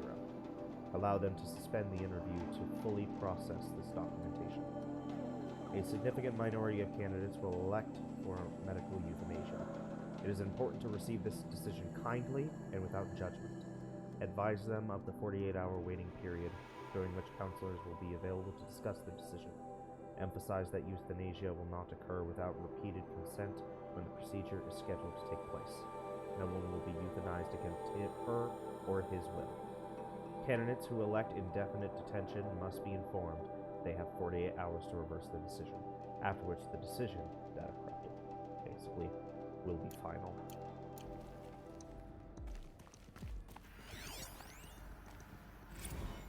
Of course I'll do it.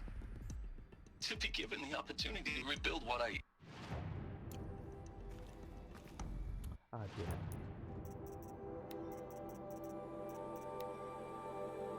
Of course I'll do it. To be given the opportunity to rebuild what I... the damage that I... Well, I don't feel worthy of it, but I will do it, absolutely. I want to stress that this was never about your culpability. It is to me.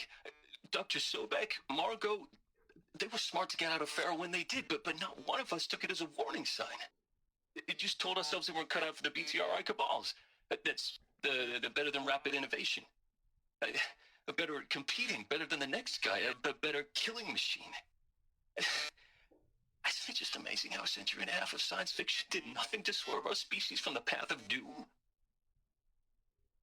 I mean, I'm done with that life. I mean, I will work hard, twice as hard, to earn this, for my family to have a place in Elysium.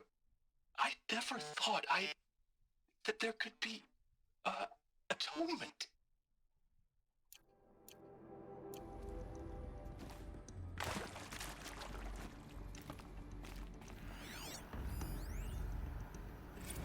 If you're still nauseous.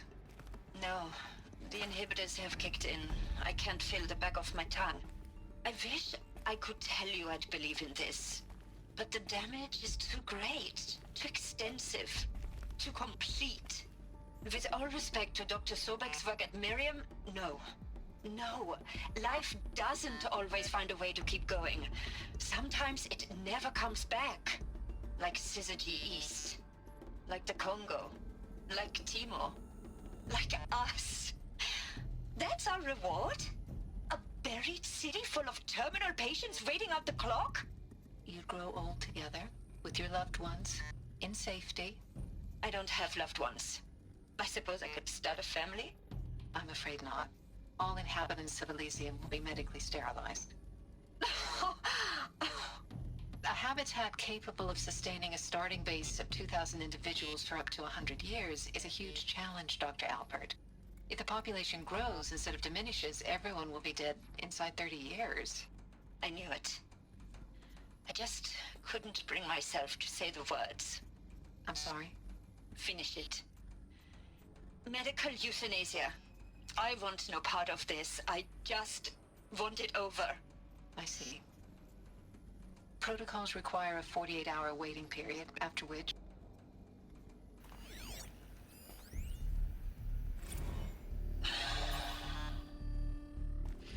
see to make sure I behave this time? Alert. Security, for your protection. Would you like to discuss how you're feeling? Sure. I'll tell you. Surprised. No, flabbergasted. Like my own man would say, flabbergasted. That vein pumping in his forehead. I thought you people were just completely underprepared for a spaceflight project. But now I can see it's worse. Much worse. Sobek is a total fantasist, a dangerous fantasist. This kind of blue skying, it's... Jesus. I'm sorry we wasted each other's time. I'm ready to leave now. I'm afraid that's not possible. Everything you're talking about here isn't possible. I recommend you read the documents regarding your options. I've seen enough. I'm getting out of here. What did you... You don't... Get your hands off me! Stranded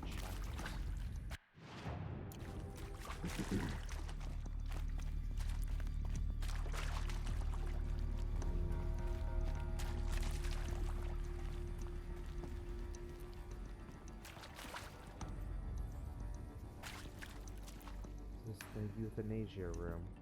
Did they pump a gas in here?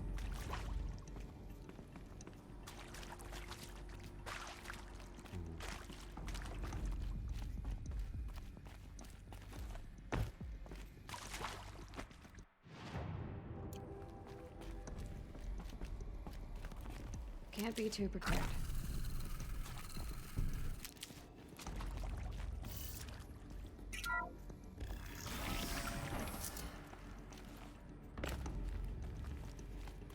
Intruder! Get her! Whatever you do, don't die now.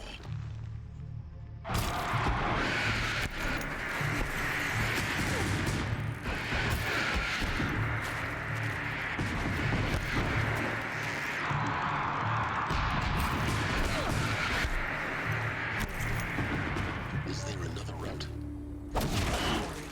Just on my focus.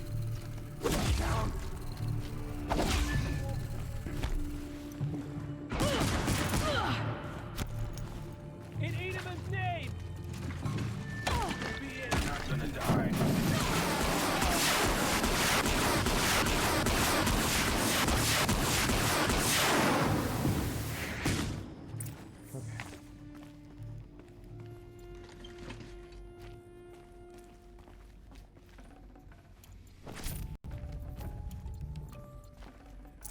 No room.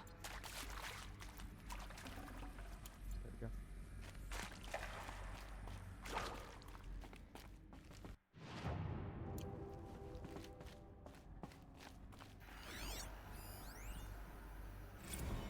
Zero Dawn.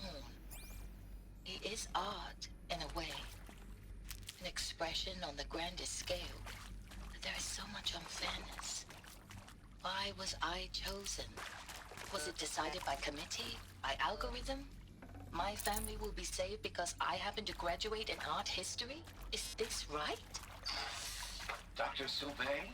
Christina Sauvé? Yes. I met a man, another historian. His fields are Bauhaus and the New Materialists. But he once attended one of my talks. Another unfair chance. Of all the many people in that auditorium, that we should both be here now. And yet, I feel more accepting of my fate. No, it is not fair, not at all. But for the sake of my family, for the sake of art. Art is alive. It must be able to speak from beyond history and echo in the future, not perish into oblivion. This opportunity, I must do this.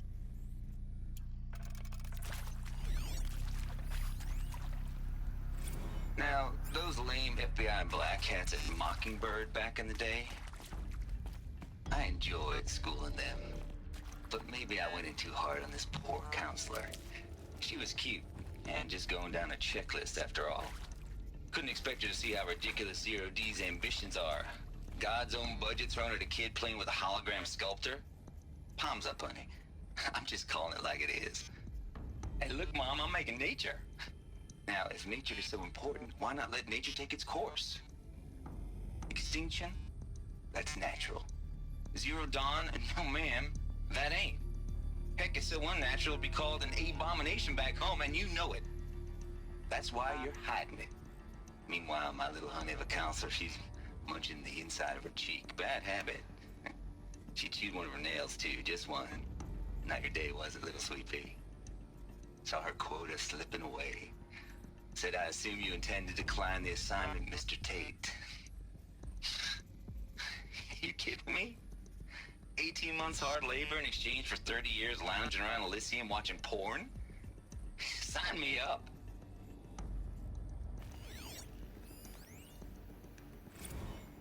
I hashed it out with them, what the point of Artemis was. I made it clear I wasn't on board for a global zoo. We haven't exactly proved ourselves to be great custodians in the past few thousand years.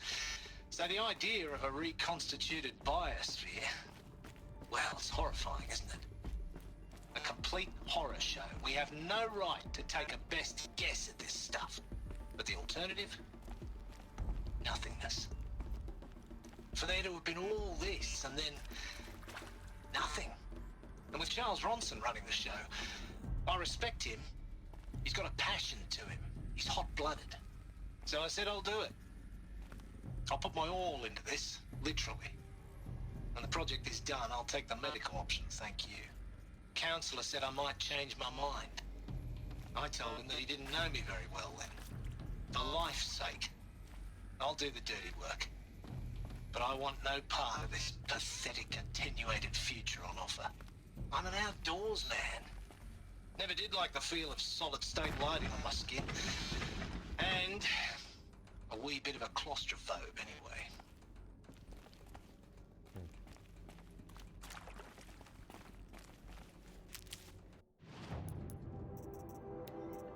Okay. Oh boy. Here we go. Another one of these. Need to find the right configuration. Hey, I'm done with Brett's incompetence, okay? Somehow, he managed to install an H-emitter node backwards. Everything's in reverse. I don't get paid to clean up Brett's messes. If you want it fixed, send him up to storage for a new emitter, not me. Parker out. Put them in backwards.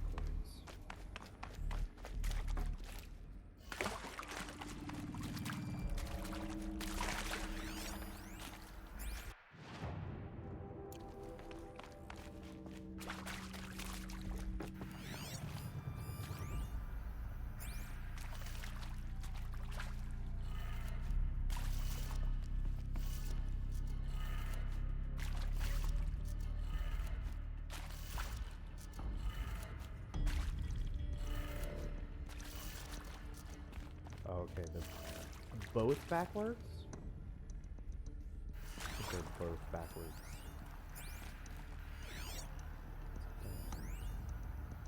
Emitter.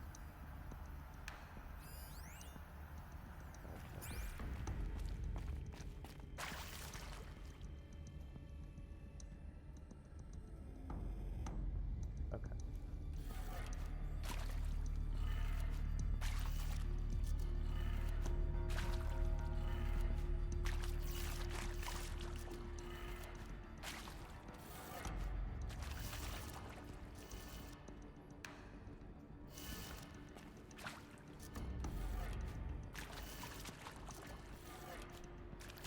Very okay. What? Bop, bop, bop, bop, bop. Okay, what? Both of them on?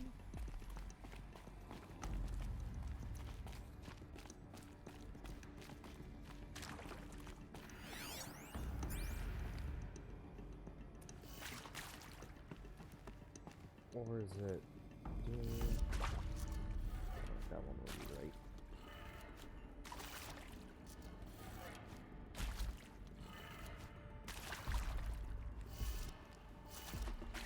No? Okay, hang on.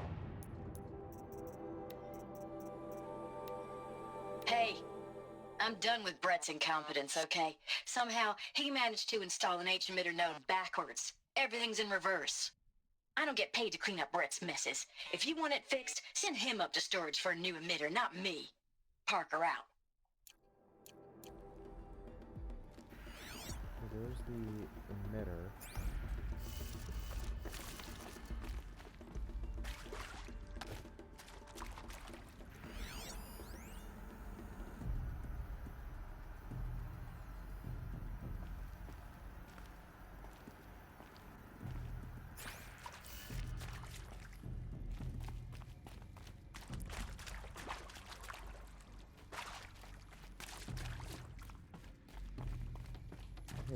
It's literally just like, oh, we put it in backwards.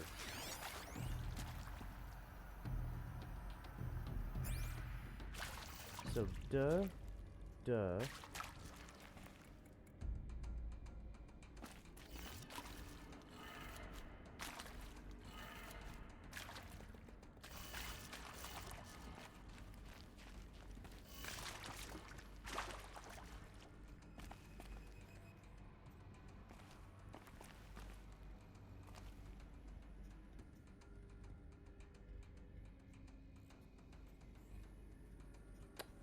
I don't get it. Or is it talking about this? No, that pharaoh is literally upside down.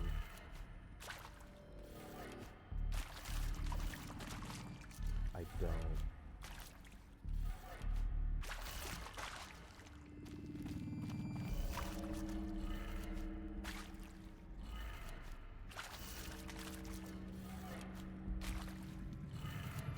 Done. What? I did that. I swear to God, I did that. Door nearby.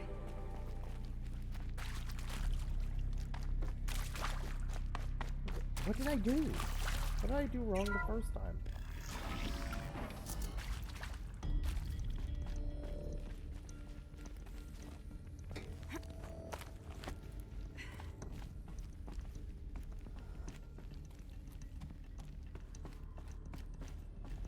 Found one.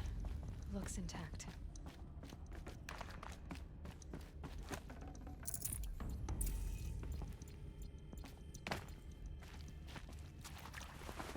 That should do the trick. Okay. Now let's get that door open.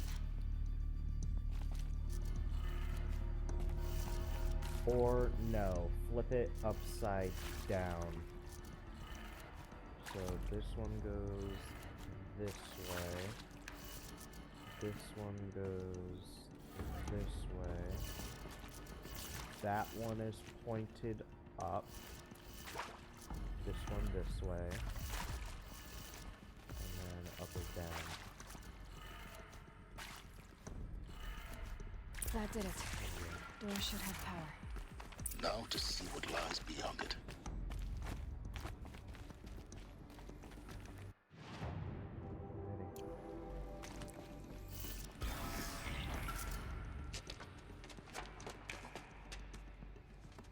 Eclipse. They're here. Avoid contact. Lines look good. Gaia. It's up there.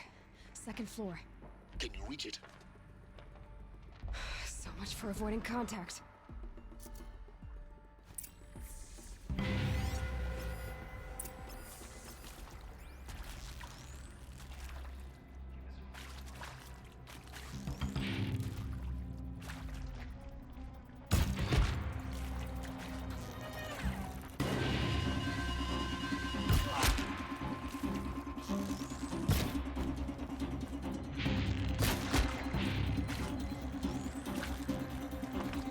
The shadow will last.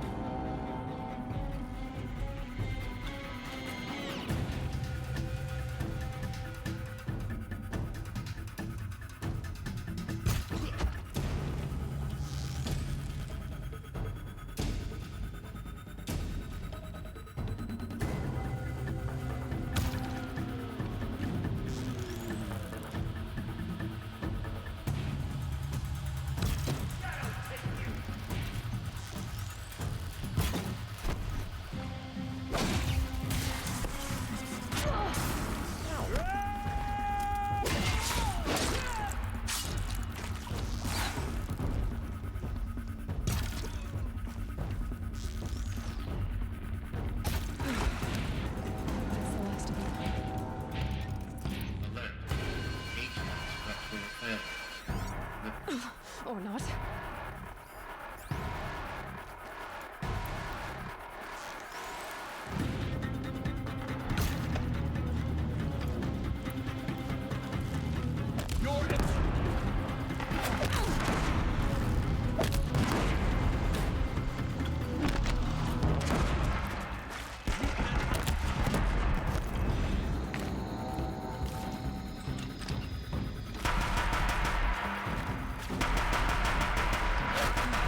Room's clear. For a moment, anyway. Get moving. You'll have to find Gaia.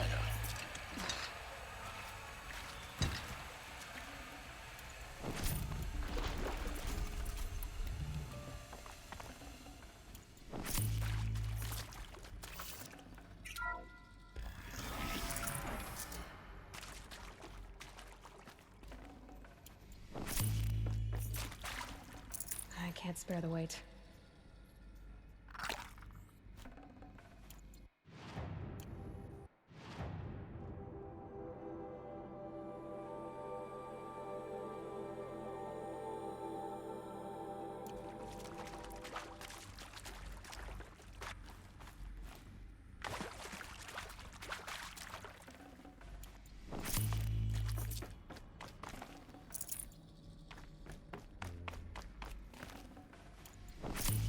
Alert. Area inaccessible. Elevators non-operational. Stairwells have collapsed. Ow. Okay.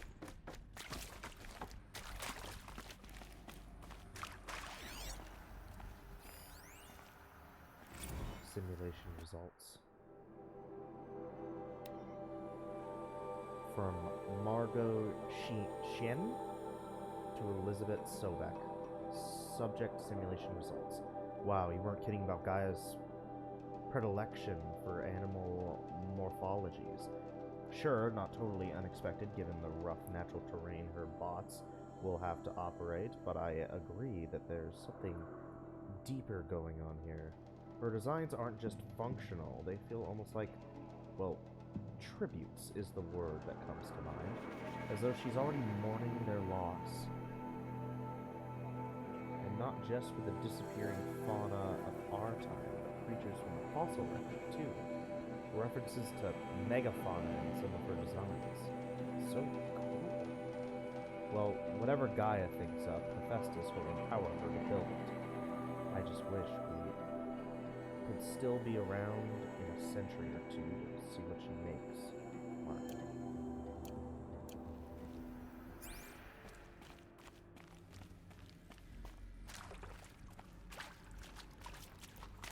Hello, I'm Margot Shen, and this is Hephaestus.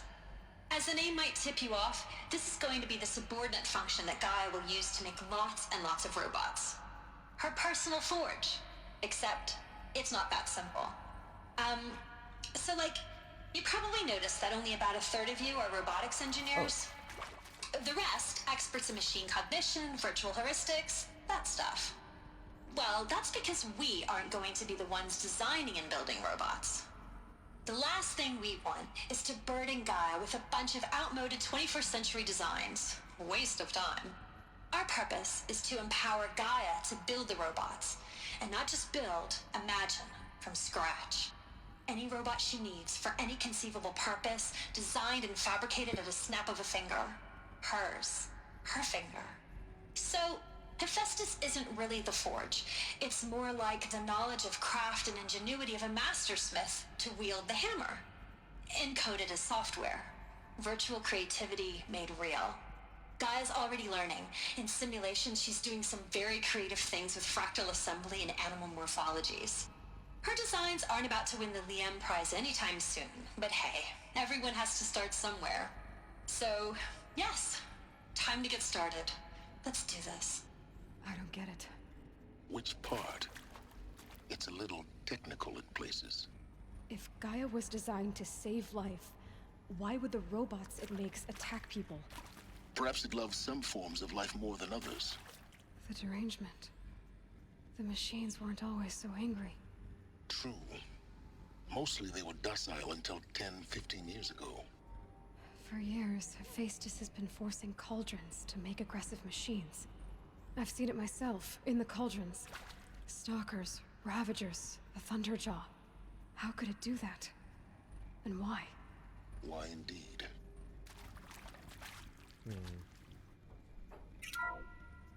Hello, I'm Margot Shen, and this is Hephaestus.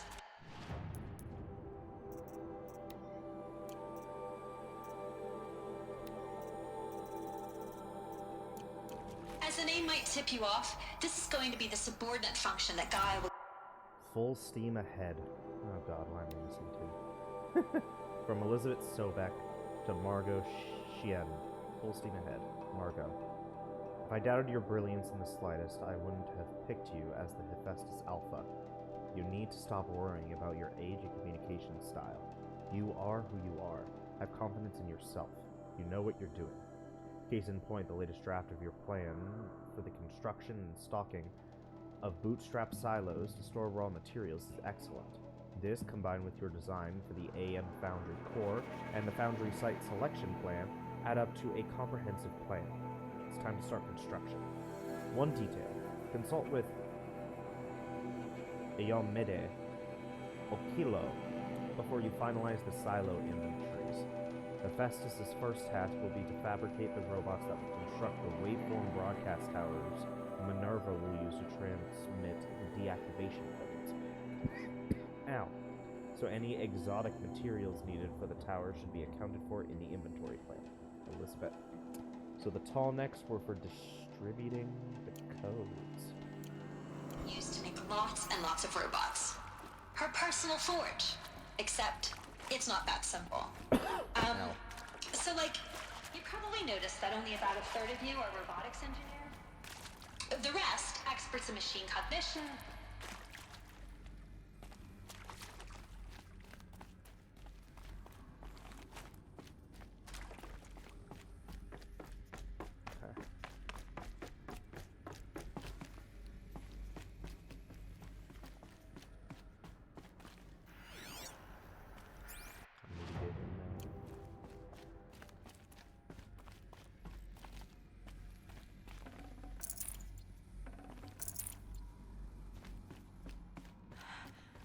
I think this is it. Elizabeth Sobek's office. But it's sealed off. There's got to be a way inside. More Eclipse. Careful now. Wow, that's a lot of Eclipse.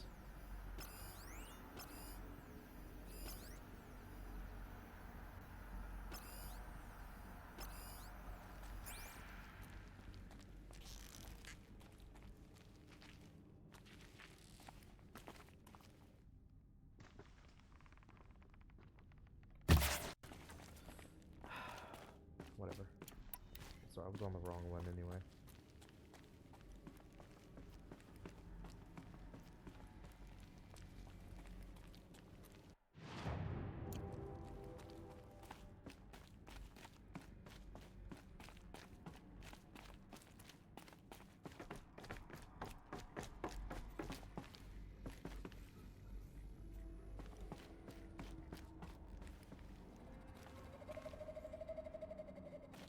Welcome to Apollo, the collective memory of the human species and the wellspring of knowledge for future generations. I am Samina Elbaji. Until recently, I was director of the International Collective Memory Institute in New Tehran.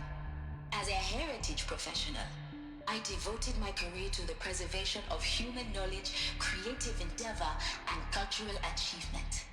Apollo is, therefore, the ultimate embodiment of a lifelong passion, albeit under the very worst circumstances imaginable. The challenges before us are immense. Specifically, we will have to design and implement 4 major initiatives simultaneously. First, the construction of data repositories in cradle facilities around the world ensuring redundancy. Second, the collection and processing of a projected 180 million discrete data entries. 42 zettabytes of data in Mandarin, English, Spanish, and Arabic. Third, the transferal and encoding of all that data onto DNA encapsulated in synthetic fossils. The only medium capacious and durable enough to safeguard it without degradation for the centuries to come.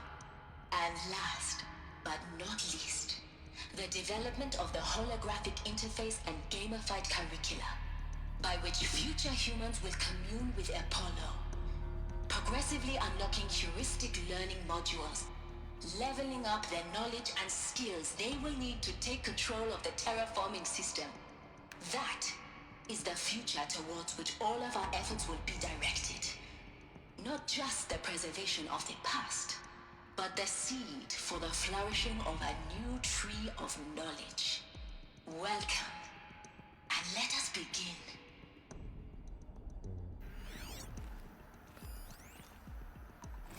Encapsulated data. DNA. From Samina Ibaji to Elizabeth Sobek, encapsulated DNA. And the winner is encapsulated DNA. Over the past 10 days, I performed an exhaustive review of data storage solutions. Magnetic, optical, quantum, even that eternity tech that FAS was shilling a year or so ago. But every other solution has more one fatal shortcoming. Too heavy to transport, too massive to install in the allotted time, too power intensive over the centuries, too prone to failure past 300 to 400 years, etc. Encapsulated DNA will easily hold the 40 plus zettabytes we're projecting for Apollo. There are still many details to finalize, of course. To start with, we need to select the inert material in which we'll embed the molecules, already testing 16 candidate materials, as well as design and fabricate the power systems in sealed reliquaries that will keep the DNA at negative 18 degrees Celsius for 1,000 or more years. So long as I assure you that it didn't factor into my decision, may I confess that I deem it entirely fitting, indeed propitious, that we will be using the very building block of life to preserve human knowledge from mechanized extinction. It's not just ironic, but heroic. Life is the hero, beating back the forces of oblivion. In any case, much to do. Until next time, peace be with you. Samina.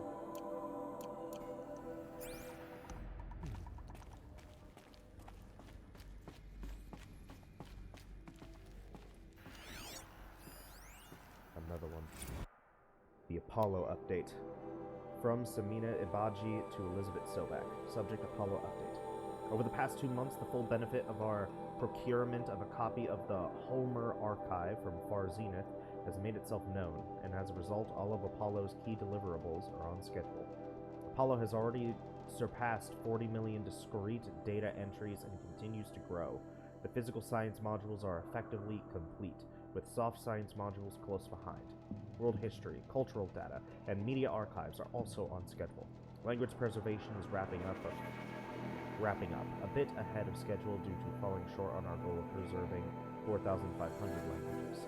I suppose the tragic early loss of Papua New Guinea doomed the goal from the outset. With attendant curricula development about to begin. Speaking of the heuristic curricula, they are performing well in testing, with children and adolescents demonstrating high levels of engagement with and trust in Aristotle and Aspasia persona.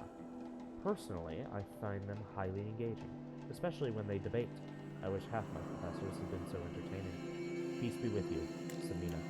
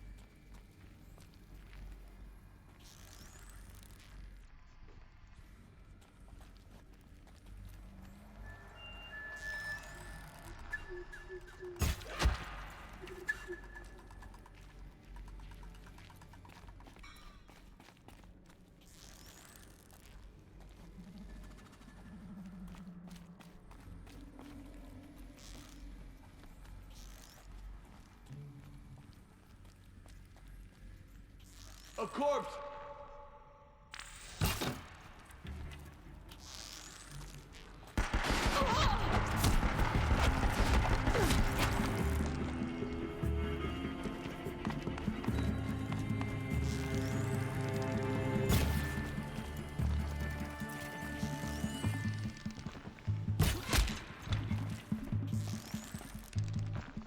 Bleed them!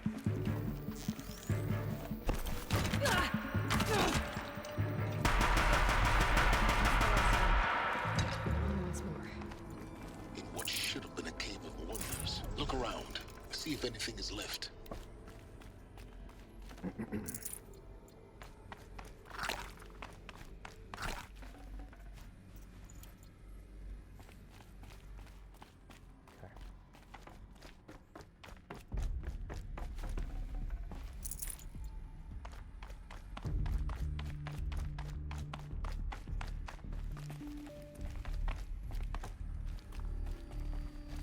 Keep that for later.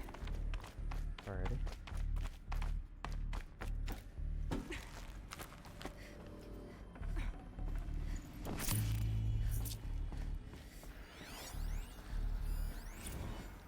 Dr. Sobek, please archive this testimonial in Apollo. Cross-reference to all mentions of my name and Operation Enduring Victory. My name is General Aaron Harris. From 2060 to 2066, I served as the chairman of the Joint Chiefs of Staff, the highest-ranked officer of the United States Armed Forces. The tenure of my command included strategic planning and oversight of Operation Enduring Victory, a falsehood perpetrated on the civilian populations of the United States and other nations during the last 14 months of life on this planet. Before the Pharaoh Plague, I did my job and did it well. I was bold and decisive, crafty in political maneuvers. It wasn't an accident that I rose to my position and became the commander of the largest mechanized force ever assembled. But to what end?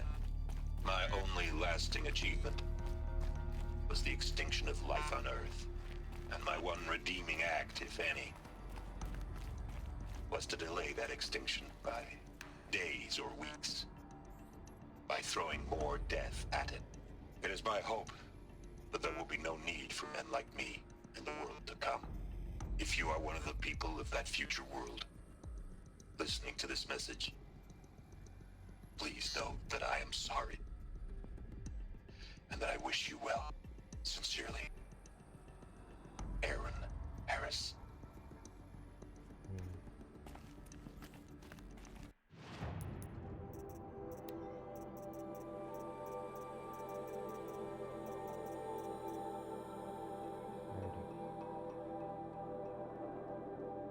Hang on, real quick.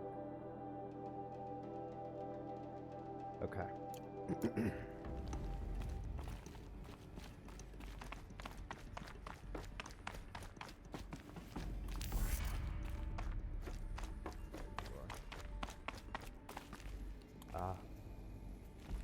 Hades and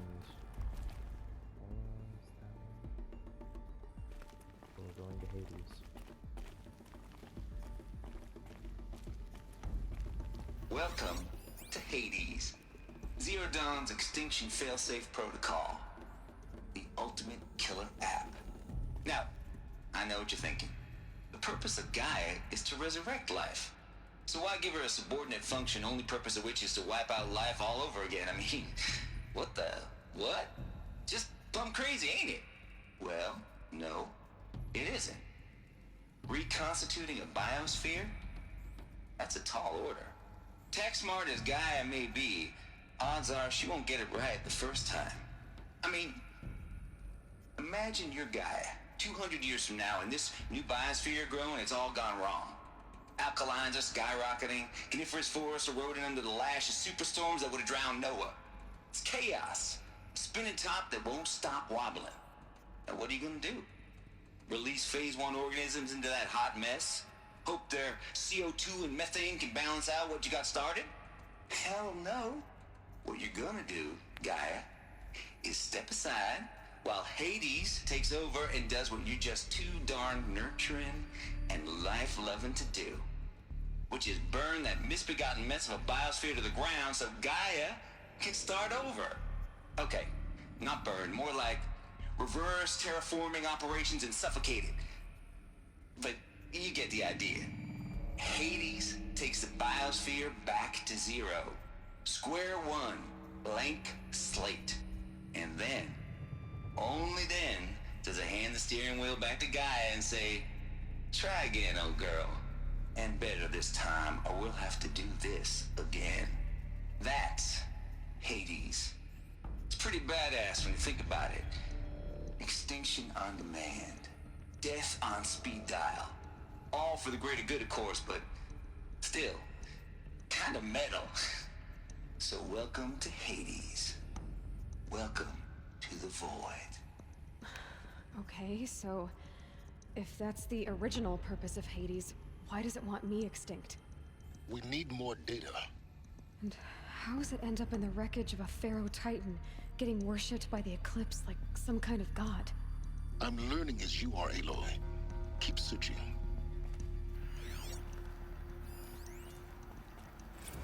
Noise complaints.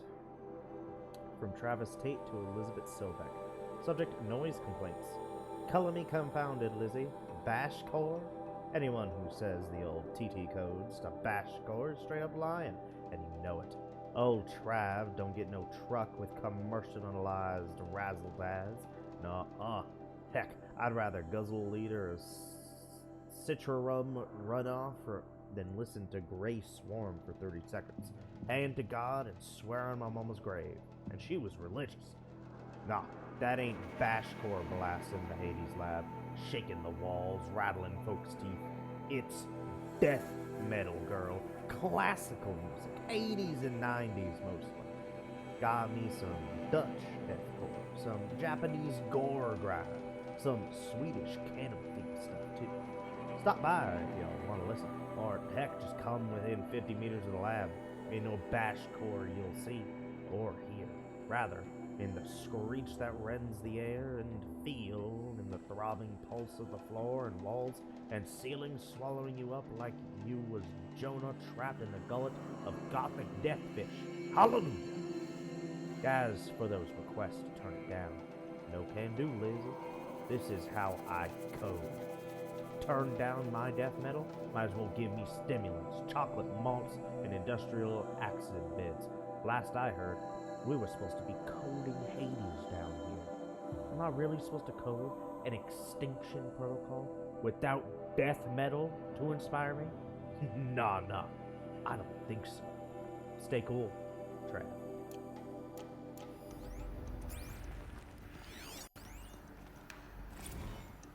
Hades protocol.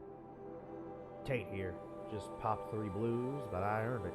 Finally figured out a Goldilocks solution to Gaia's rather extreme executive authority. If that ain't worth 10 to 12 hours a day dream time, what is? Before this, every usurpation protocol I designed failed in simulation because it was either too hard or too soft.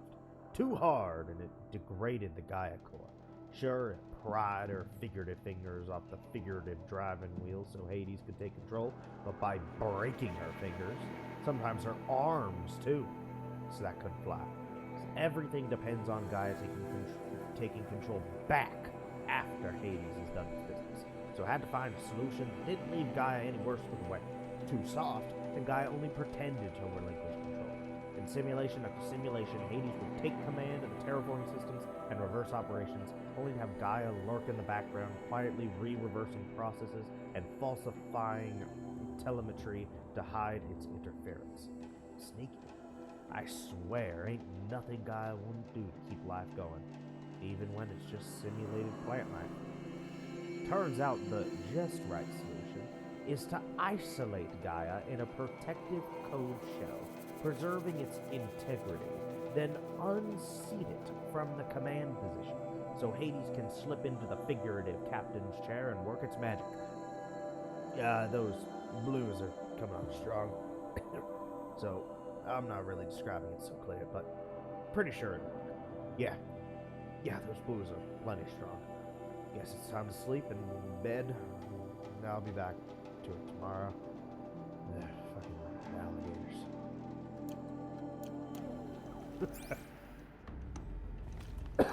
Ow.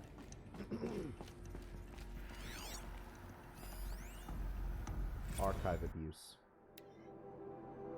From Samina Ibaji to Travis Tate, CC Elizabeth Sobek. Subject archive abuse. Mr. Tate. This mail conserves Apollo Archive submission number 0000233876. Your 666th submission in just 5 days. And, oh, what a doozy. Despite early warnings re inappropriate materials, you chose to submit 265 holographic remasters of acknowledged classics of extreme exploitation cinema. Allow me then to thank you on 2 counts. 1, for giving me the pleasure of rejecting your submission, thereby consigning your favorite Eastern European torture flicks and their ilk to the dust heap of oblivion. It truly warms my heart to know that I have saved future humanity from the ordeal of experiencing not just one, but all 16 installments of Making a Millipede. Don't worry, the Pasolini material has already been preserved. Extreme, perhaps, but art. And 2, for clarifying a concept that has so long been ambiguous and ethically fraught for archivists such as myself, the definition of obscenity. You have freed me from the subjective quagmire embodied in Judge Potter's famous utterance, "I know it when I see it." Thanks to you, I can now apply a single objective criteria. If Travis Tate submits it, it's obscene. Accordingly, I have directed Apollo's staff to summarily reject all of your future submissions, sight unseen. Perhaps you might invest the time you would have spent rather preparing further submissions on, I don't know, your assigned work. We have a world to save after all. Or the rest of us do, anyway. Dr. Samina Ibaji.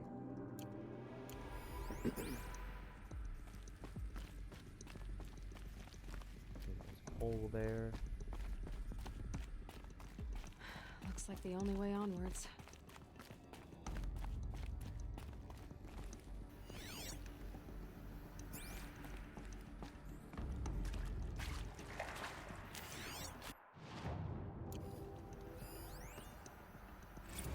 The FZ Chambers. From Patrick Brochard Klein to Elizabeth Sobek. Subject FZ Chambers. The ectogenic chambers arrived 2 days ago. I have spent the last 36 hours examining them and poring over technical documentation. They're a revelation. Astonishing. I don't know what you had to give Far Zenith in trade to get these chambers, but it was worth it. In a single leap, their embryologists have vaulted past 50 years of technological shortcomings. The risks of ECMO resolved. Nutrition delivery resolved. Hormonal stability resolved. 12 other risk areas resolved. Before I examine these chambers, I considered the Odyssey to be a fool's errand. But if the rest of FZ's technology is at this level, well, a human colony around Sirius doesn't seem so impossible after all. Mass fabrication of the chambers will present a number of challenges, but I'm confident they can be resolved. I'm going to rest for a few hours, then get back to it. Expect a fabrication plan within 48 hours. TBK. What the fuck? Welcome to Eleuthia, the crown and king of Gaia's subordinate functions. For it is by Eleuthia that the human race will continue to exist. I am Patrick Brochard Klein, the Alpha in charge of this program. Now let one thing be perfectly clear from the outset. Eleuthia is not a genetic engineering project. Our goal is to preserve the human genome, not alter it. A snapshot of human genetic diversity, literally frozen in time. The genetic quintessence of our species, unmodified. Under my watch, our activities and initiatives will comply with the 2034 clone provisions and the 2048 Rally Accords. Now that may seem a quaint, even trivial concern to you in light of present circumstances, but as one of the authors of the Accords, it is far from trivial to me. The practical challenges before us are staggering in scope and complexity, but not insurmountable. No.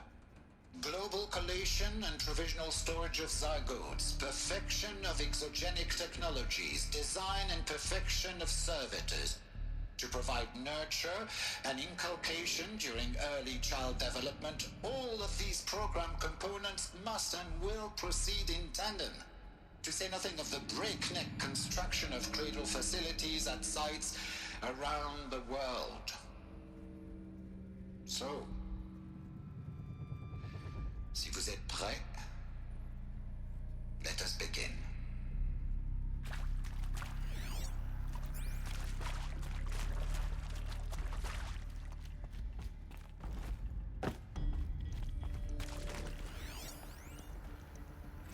Cradle sealed. From Patrick Burchard Klein to Elizabeth Sobek. Subject: Cradle sealed. Eleuthia 01 was successfully sealed before the swarm advancing across Xinjiang Providence could detect it. Ping back from crucial systems is good. For our maiden voyage, a success. Regards my disputes with the betas over zygote selection. Of course, I understand we have limited overhead to run simulations of gene flow on our future humans, but we can all agree there's margin for refinement in future cradle populations. Donk. Donkey? Donk? What? In addition to personal overseeing completion of the Eleuthia 02 site inside Mount Namuli, I will formulate and propose a modified zygote selection by end of the week.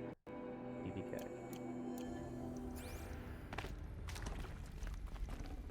Forget about traveling light. Are these what I think they are? Artificial wombs.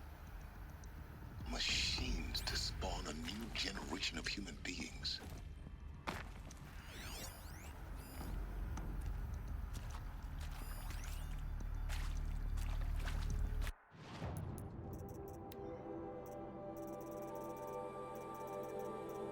Cradle Servitor Persona. From Patrick Burchard Klein to Elizabeth Sobek. Cradle Servitor Persona.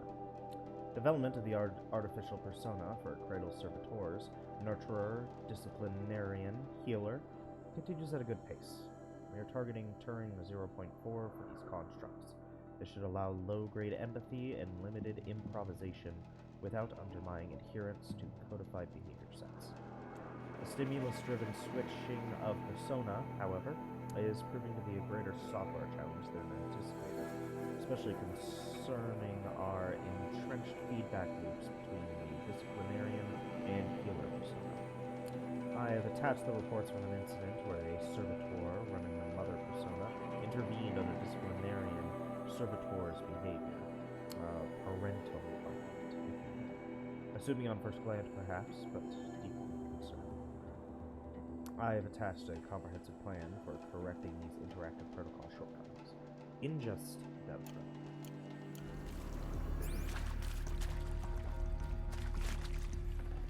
That's right. I've already looked.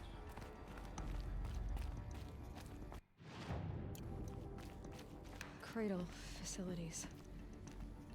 Elizabeth said a new generation of humans would be spawned inside such places. She did. All Mother Mountain. It was one of them? There's only one way to be sure. The hatch wouldn't open. Something about a corrupted alpha registry. I need to search Elizabeth's office.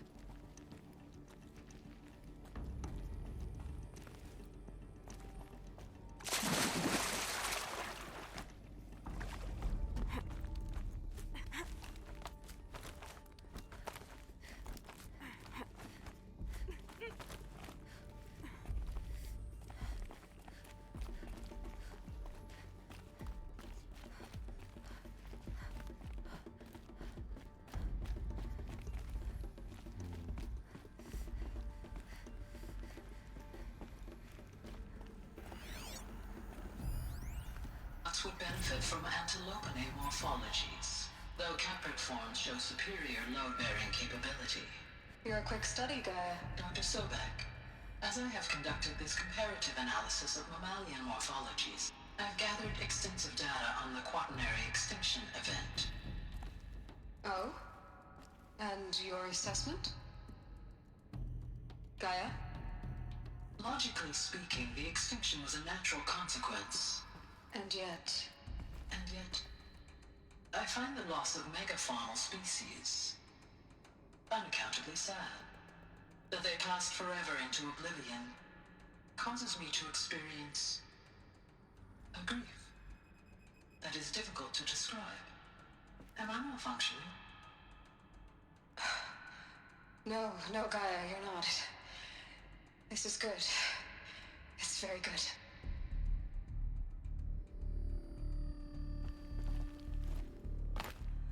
Looks like it used to hold something. Some component that got removed.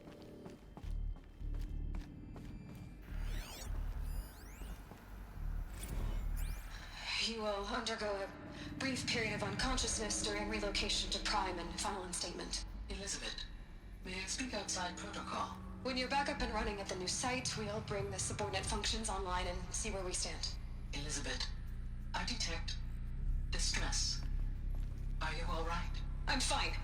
I realize that circumstances compel us to launch earlier than we hoped, but all subsystems are operational. The odds stand in our favor. But what if... Gaia, there's nothing left out there. You can't even survive unless you're wearing an environmental suit. There are billions dead, in fear and agony. What if it was all for nothing? Elizabeth, extinction was inevitable. Thanks to you, life will have a future. You really believe that? I believe in you, Elizabeth. In you, all things.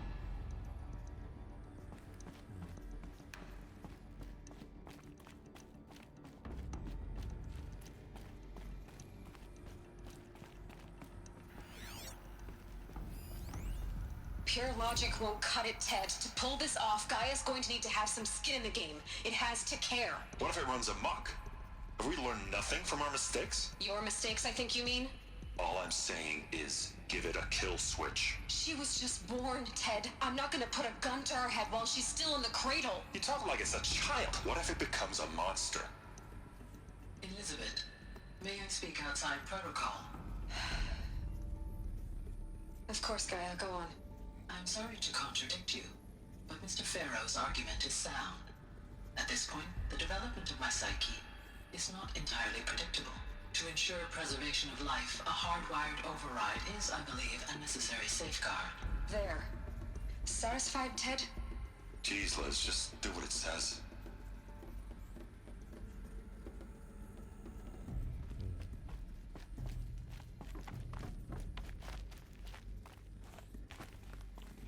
Gotta get inside there.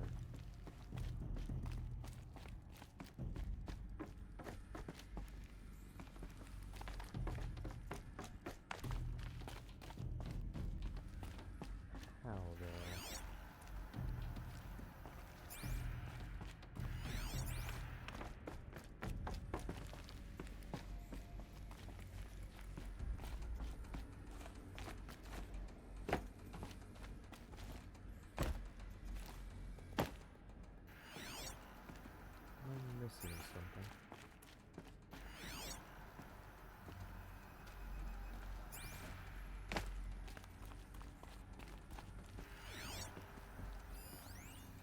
Pure logic won't cut it, Ted. To pull this off, Gaia's going to need to have some skin in the game. It has to care. What if it runs amok?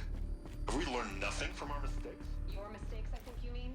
All I'm saying is give it a kill switch. She was just born, Ted. I'm not gonna put a gun to her head while she's still in the cradle. Talk like it's a child. What if it becomes a monster?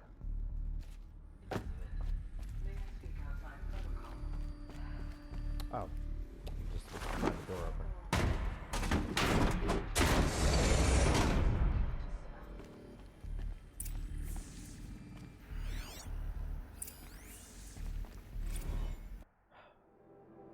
Odysseus failed.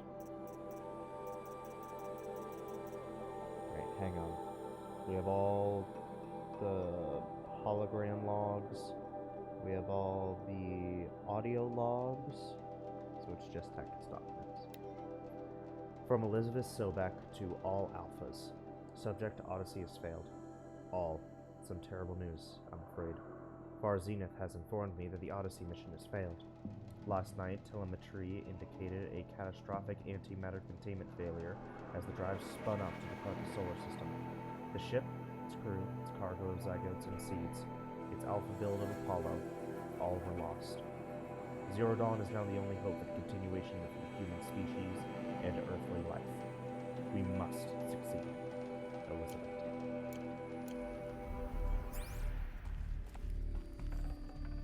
Not too much already.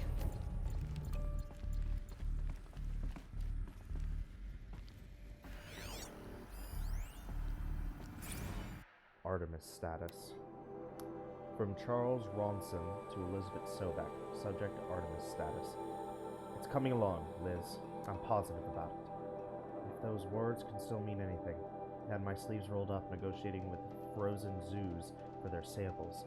So many species trapped in ghoulish hologram dioramas, suspended in what-ifs. More than 40,000 that went extinct between 2000 and 2043.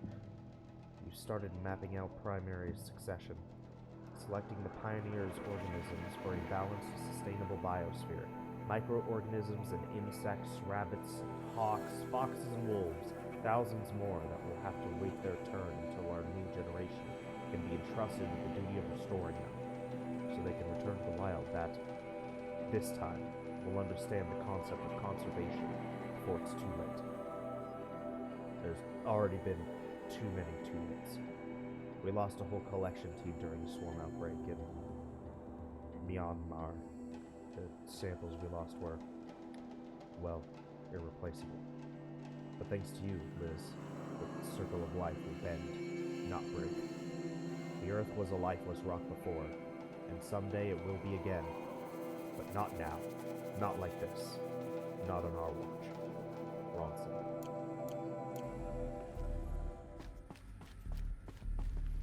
The Alpha Registry master file. Intact? Yeah. No signs of corruption. Then what are you waiting for? Copy the file. With this, I can restore the registry at the hatch inside Allmother. Open it. Go inside. And grasp the secrets within. Where I was born. Maybe who gave birth to me. Who? Are you really so naive? There will be no who waiting for you there, Aloy. Whatever birthed you into the world was a what, not a who. You bastard. Oh no, I had a legitimate birth. It's you, Aloy, who are the creation of a machine. But what kind of machine and why? Why were you created?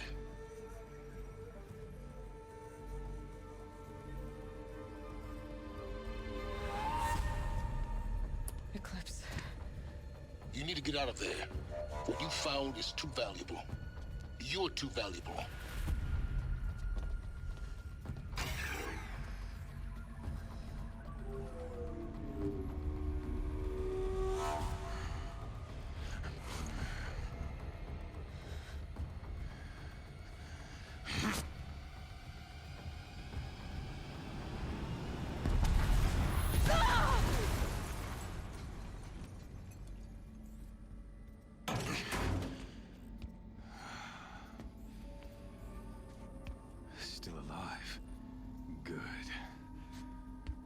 I have a more suitable death in mind for you, child.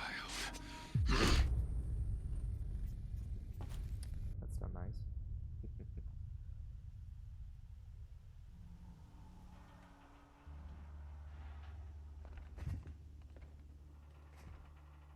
My entire life, I've always known one thing with prophetic certainty. That I was destined for glory as a great champion of the sun. Even when Jiran was murdered, even when Meridian fell, I never doubted my destiny. Until you came along. When I heard that you had survived, a doubt took root in my mind. As sure as the sun rises and falls each day, those I am bade to kill die. And yet I failed. How? Why? With each dig site you attacked, each loyal soldier you killed, this pestering doubt grew. It grew when High Priest Bahavas went missing. And when the true Sun King Itamen was snatched away. It not only grew, but multiplied. I kept thinking of the moment my knife pierced your throat. One twist, a simple tug of the blade, and you would have bled out. In slaughter, I am a practiced hand. So why hesitate? Why fail my destined purpose?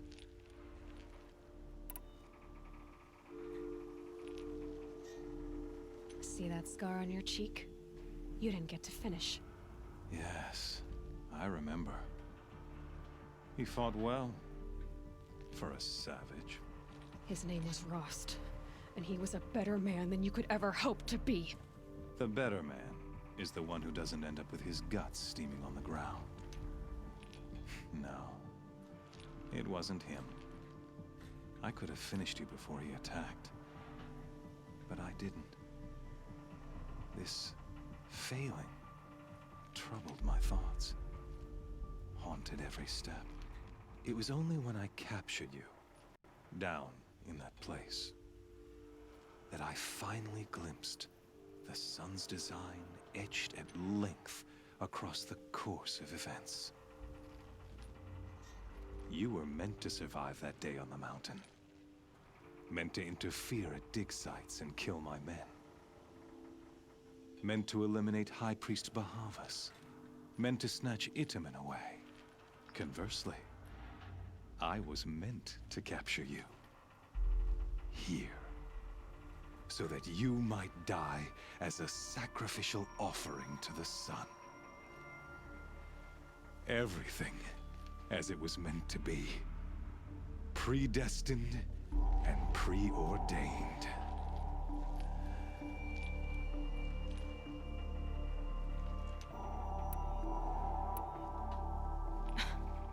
Some destiny. You're following orders, not some grand cosmic design. You're a puppet, with Hades yanking the strings. A pawn pushed around by larger forces. It'd be laughable if there weren't so much killing involved. Hades is an ancient machine, not the buried shadow of Karja myth. It doesn't care about Meridian. It wants to kill everything and everyone. And you are its dutiful slave. I serve not the buried shadow, but the sun in shadow. All halves of nature joined to one cause. Shadow to sun, dark to light. Do you really not hear how ridiculous that sounds? You've gone from serving an insane homicidal Sun King to an insane homicidal machine. You're moving down in the world, not up. I'll remember those words as I watch your corpse burn. Whatever's left of it. You fail to grasp the point. As surely as you've been conquered, so has all doubt. And with certainty of belief comes unstoppable force. Then get in this cage and put your faith to the test. See if things work out like you expect. The circle has closed. Every element is in its proper place, exactly where it belongs. The errant beast, now caged, will serve her true purpose. A sacrificial animal. Oh, speaking of sacrifice, I forgot to tell you. After you crashed the Eclipse network, I sent messengers into the East to rally the forces there and mount an invasion of the Sacred Land. I ordered every Nora killed. I was hoping to catch you there, but alas, it all seems to have been unnecessary.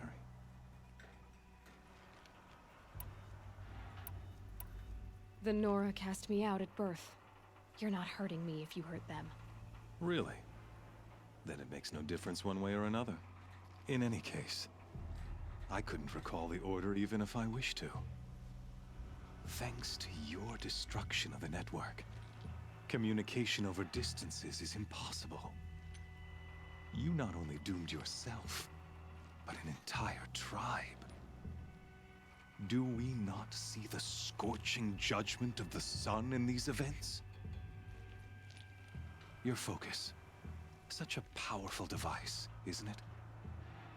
And yet, so fragile.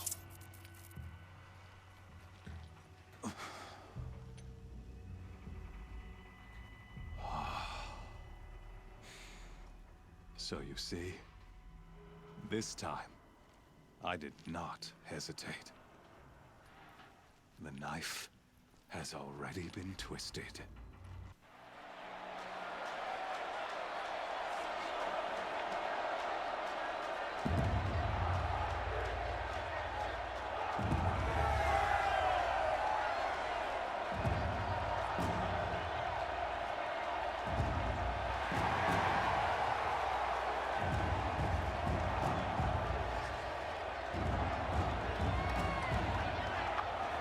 Karja faithful, rejoice!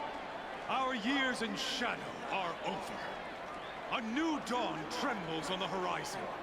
A new day, soon to break.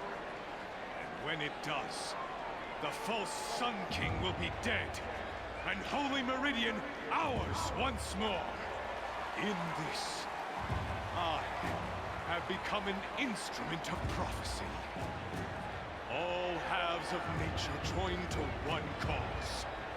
Shadow to sun, light to dark, night to day. Behold!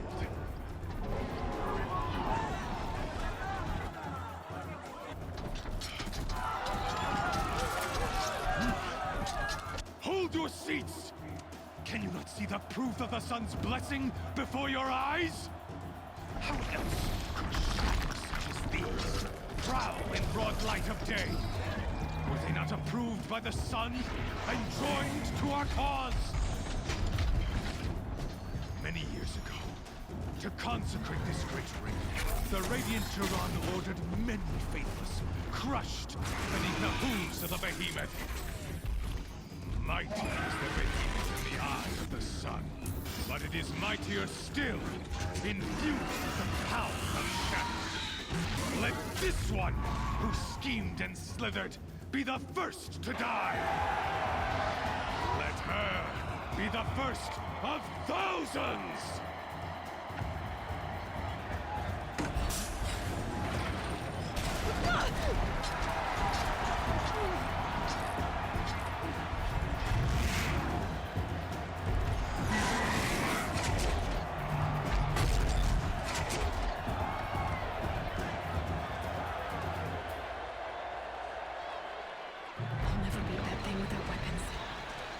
Weapons are up on the platform. There's no way out of this room. Maybe I could use its strength against it.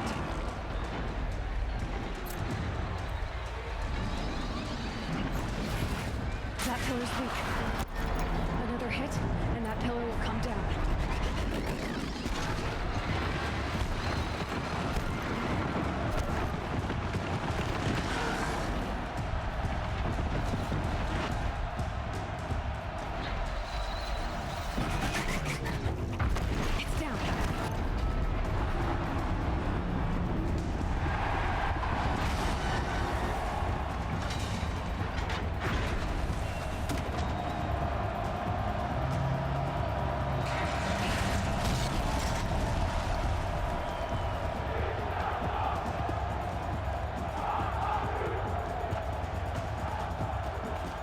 That's funny, honestly.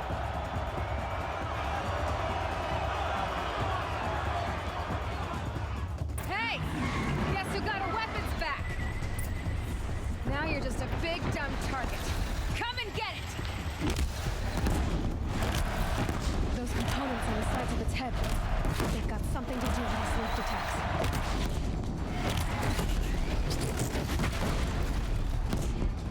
Freeze canister on its hips. Cryo arrow should set it off.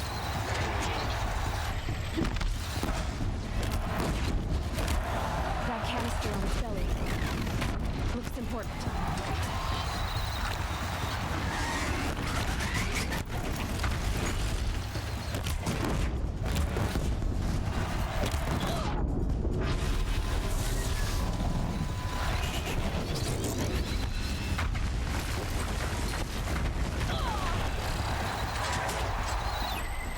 Maybe those carcasses have parts I can use.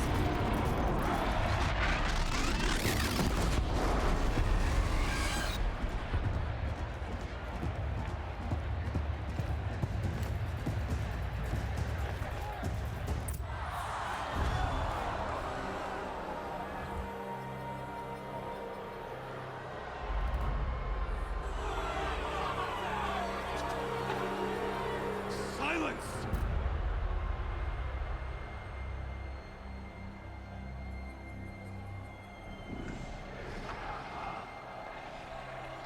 Shadows, kill her!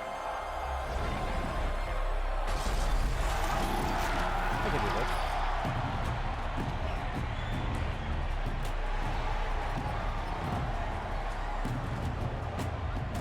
Come on, let me at it. Kill her! Why leave it to them? Come get me yourself!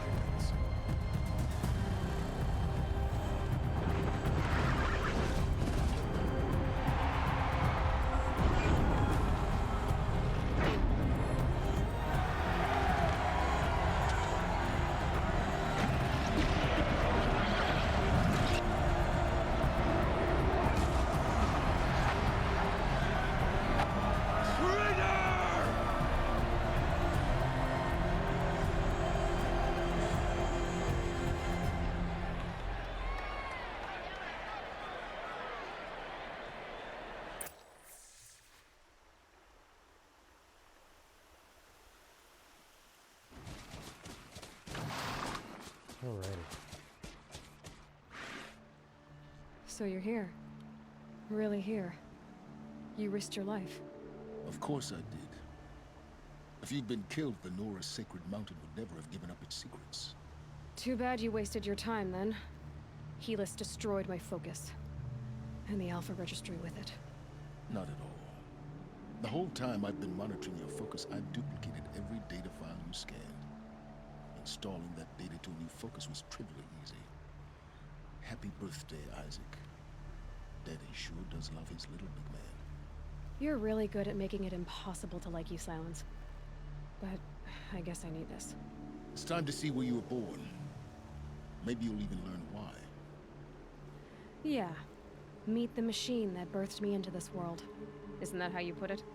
I'll be off. Wait. Yes? How did you track my location when I wasn't wearing a focus? Really, Aloy? It doesn't take a genius to surmise that Helis would throw you into the sun ring at high noon. I wore out 2 striders getting here in time, but I did. Now be on your way. Since when can you override machines?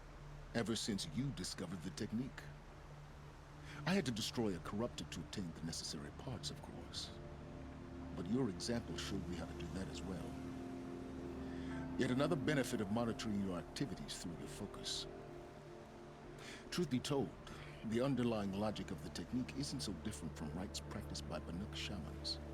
though of course, far more advanced. Great. You're welcome, I guess. Helis recognized you back in the Sun Ring. You told me that you'd assisted the Eclipse. Not that you knew the man who killed who almost killed me. So now you know. The man is a serious threat. So let's do all we can to make sure that he and Hades don't succeed. Right. I'll be on my way. To make matters worse, Helis ordered an Eclipse detachment to attack the Nora Sacred Land. The tribe's already weak. They won't stand a chance. You should come with me. Well, absolutely not. I have preparations to make elsewhere. What kind of... Why do I bother asking? You're not gonna tell me. When the time is right, I'll be in touch. I'll contact you later. In the meantime, should you need to return to Shadow Carja territory, I brought armor to conceal your identity. You think of everything, don't you? One of us has to. Aloy, when you were recovering the Alpha Registry down in the Zero Dawn bunker, I was needlessly cruel. For your sake, I hope there is someone waiting there for you inside the mountain. Not a what, but a who. Yeah!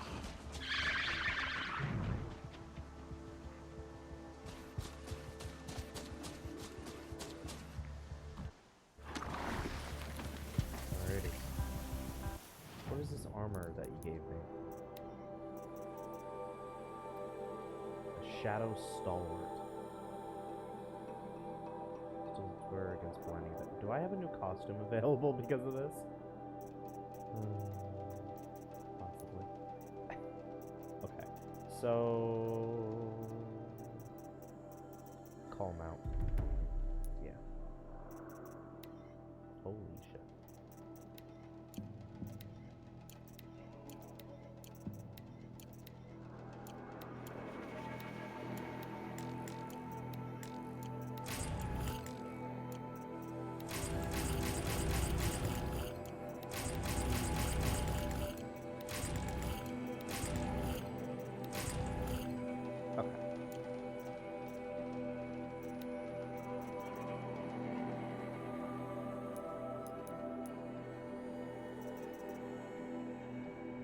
Wow.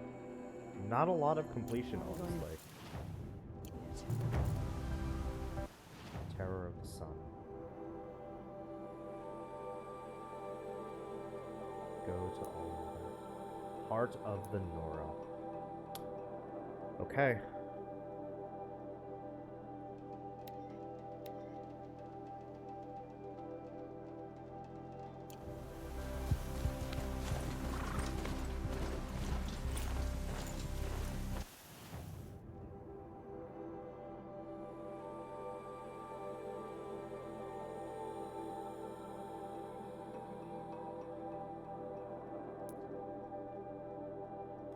So right around here. Okay. What is the Heart of the Nora quest? What level is it? Because I'm gonna go do the Frozen Wilds once like the main quest line starts getting to level 30. It's level 25. So potentially after this quest or the next quest, I'll have reached a point where the Frozen Wilds are necessary. Okay.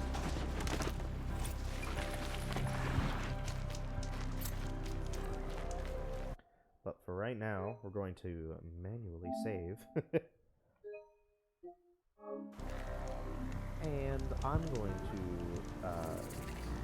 start on another video instead of continuing this one, because if I try to do another quest, this will probably get up to 4.5 hours, possibly even 5. And you know what? Let's not do that. Thank you all for watching, especially if you got this far and stick around, because there's a lot more to come.